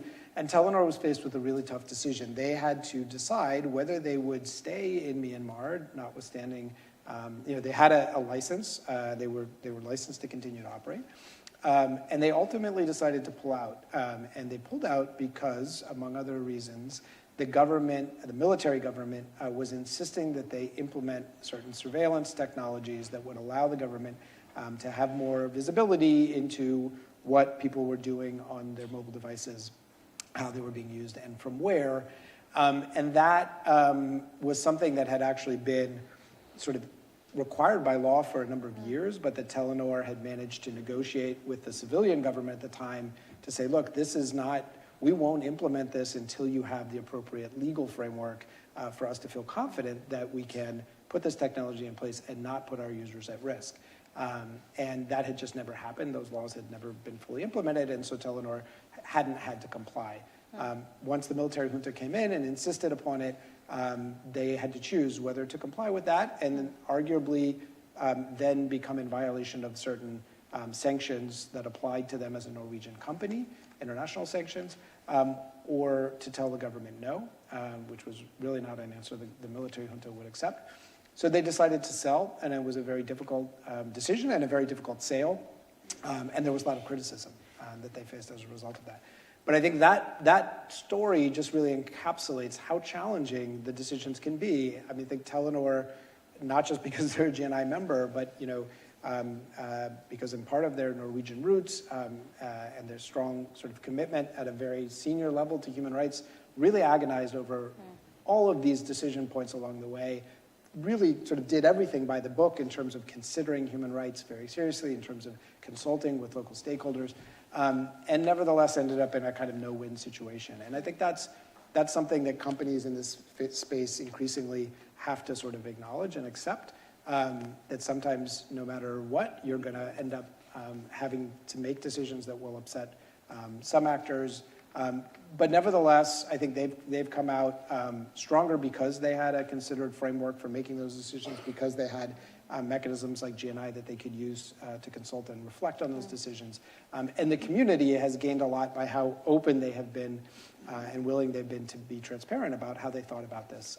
So those are the kinds of scenarios, not always quite so grave, that we talk about a lot in the context of GNI in our work, and the kinds of scenarios that unfortunately are becoming more and more frequent for tech companies. Yeah, it's incredible how that conversation and that debate echoes the foreign policy conversations in the U.S. government on these issues, right? So the examples that our last panel was sharing about places where there's really tough trade-offs in the U.S. government between human rights and other priorities, or how do you most effectively protect human rights, companies are having those exact same discussions now, right, which is really remarkable. So we're getting some great questions from the audience. I'm going to bring in some of those and some things I was going to ask you about anyways. And for folks in the room, feel free to use the QR codes to ask us questions. But one that we got that I was going to ask as well is about the interaction between the private sector and civil society on these issues. And the question, and maybe Nuri, I'll start with you, is what would you like to see the private sector do to support civil society organizations to help them to ensure their products are not misused by authoritarian regimes, or that civil society can best use those tools themselves to engage in their government accountability efforts? The private sector, specifically the tech companies or investment firms, can do a couple of things that does not really need to get endorsement from Beijing, and in the case of the Uyghurs. For example, a few years ago when the movie Mulan was released, there was a credit given to one of the Chinese police stations that were added to the US government's entity list. So when we reach out to Disney, even to this day, does not acknowledge the need to take it down. So that was a kind of slapping on the face of those victims who are dealing with this daily trauma. And it's not that difficult. If the problem is recognized as something, a mishap or administrative oversight, taking it down is not that difficult. And then there was one other individual based in Silicon Valley also said in his popular podcast that who cares about XYZ. That kind of language is really, really hurtful and also unconscionable to many people, including those of us who work on human rights. On a technological aspect, I'm sitting with two experts in this field, but don't forget that China is a leader in AI. And today there are 75 countries use AI. 60 of them depend on the Chinese technology. Of that 60, 50 uses Huawei technology. That gives you an idea what we're dealing with. There's no regulatory oversight of this new technology. That could be disastrous. Borrowing the lines from some leaders in this field, this is almost like a hallucinated human brain. You have to be doubtful, you have to manage, you have to control. So if you allow countries and nations like China to collect personal data, it looks innocuous. We live in a country with 150 million users of TikTok, and TikTok is directly linked to Chinese state-owned ByteDance. And they are charged to disseminate, one of their objectives is to disseminate news. So today, the international community, the American people, American youth, get their news from CCP-controlled ByteDance. The news that they're disseminating, as you've been paying attention, has been quite disturbing, specifically in some of the ongoing conflicts. And then, so that need to be, when you allowing app or any company to get access to your personal data, be mindful that some countries use it for surveillance and control.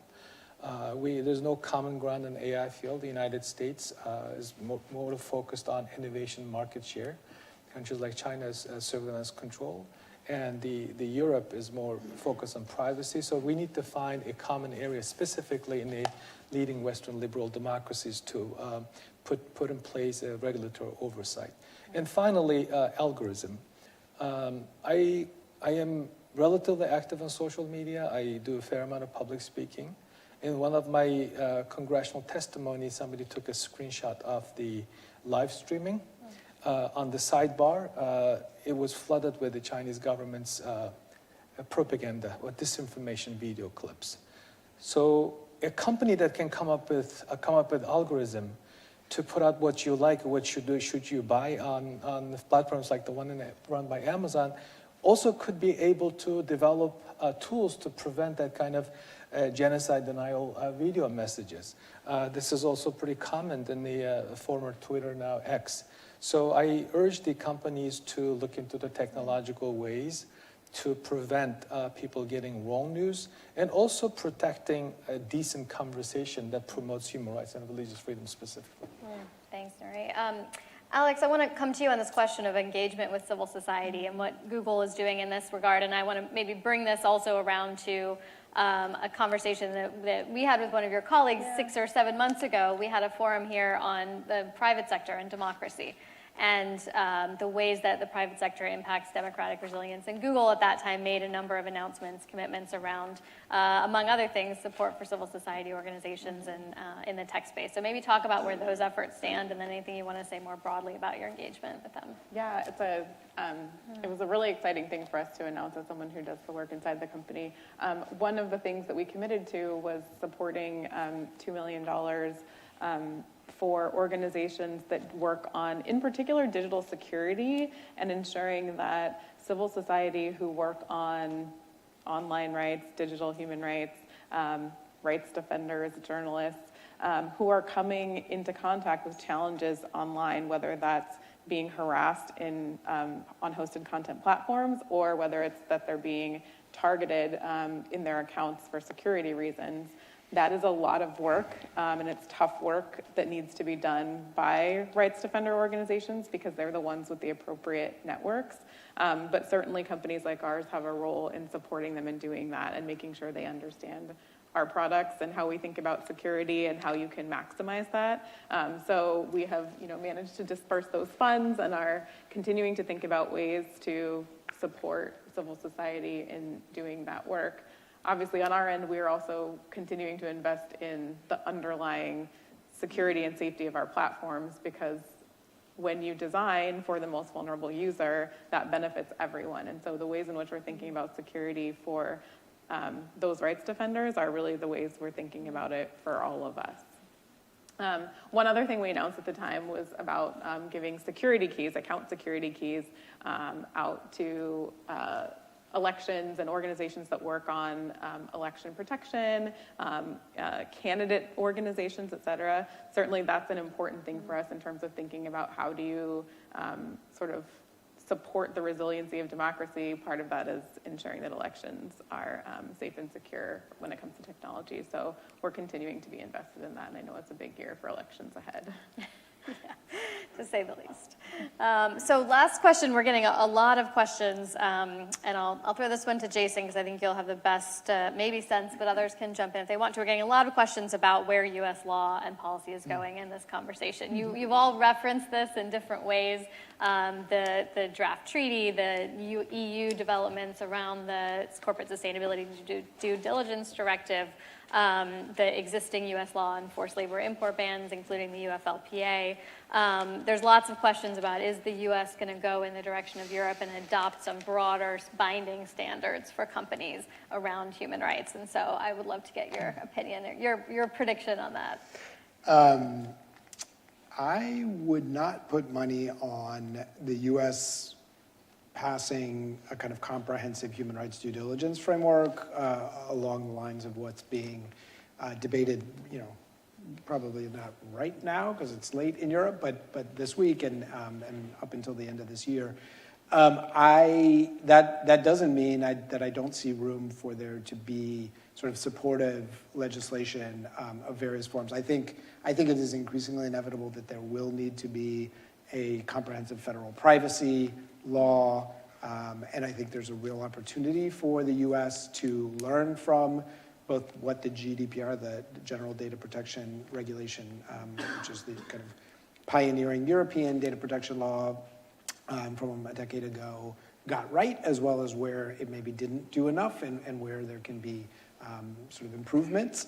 I think that will happen in part because the states are forcing the federal government's hand by creating sort of a patchwork of state-level privacy laws that is just kind of increasingly difficult for the companies that are subject to these laws to grapple with, because there are 50 different states plus Puerto Rico, the District of Columbia and others.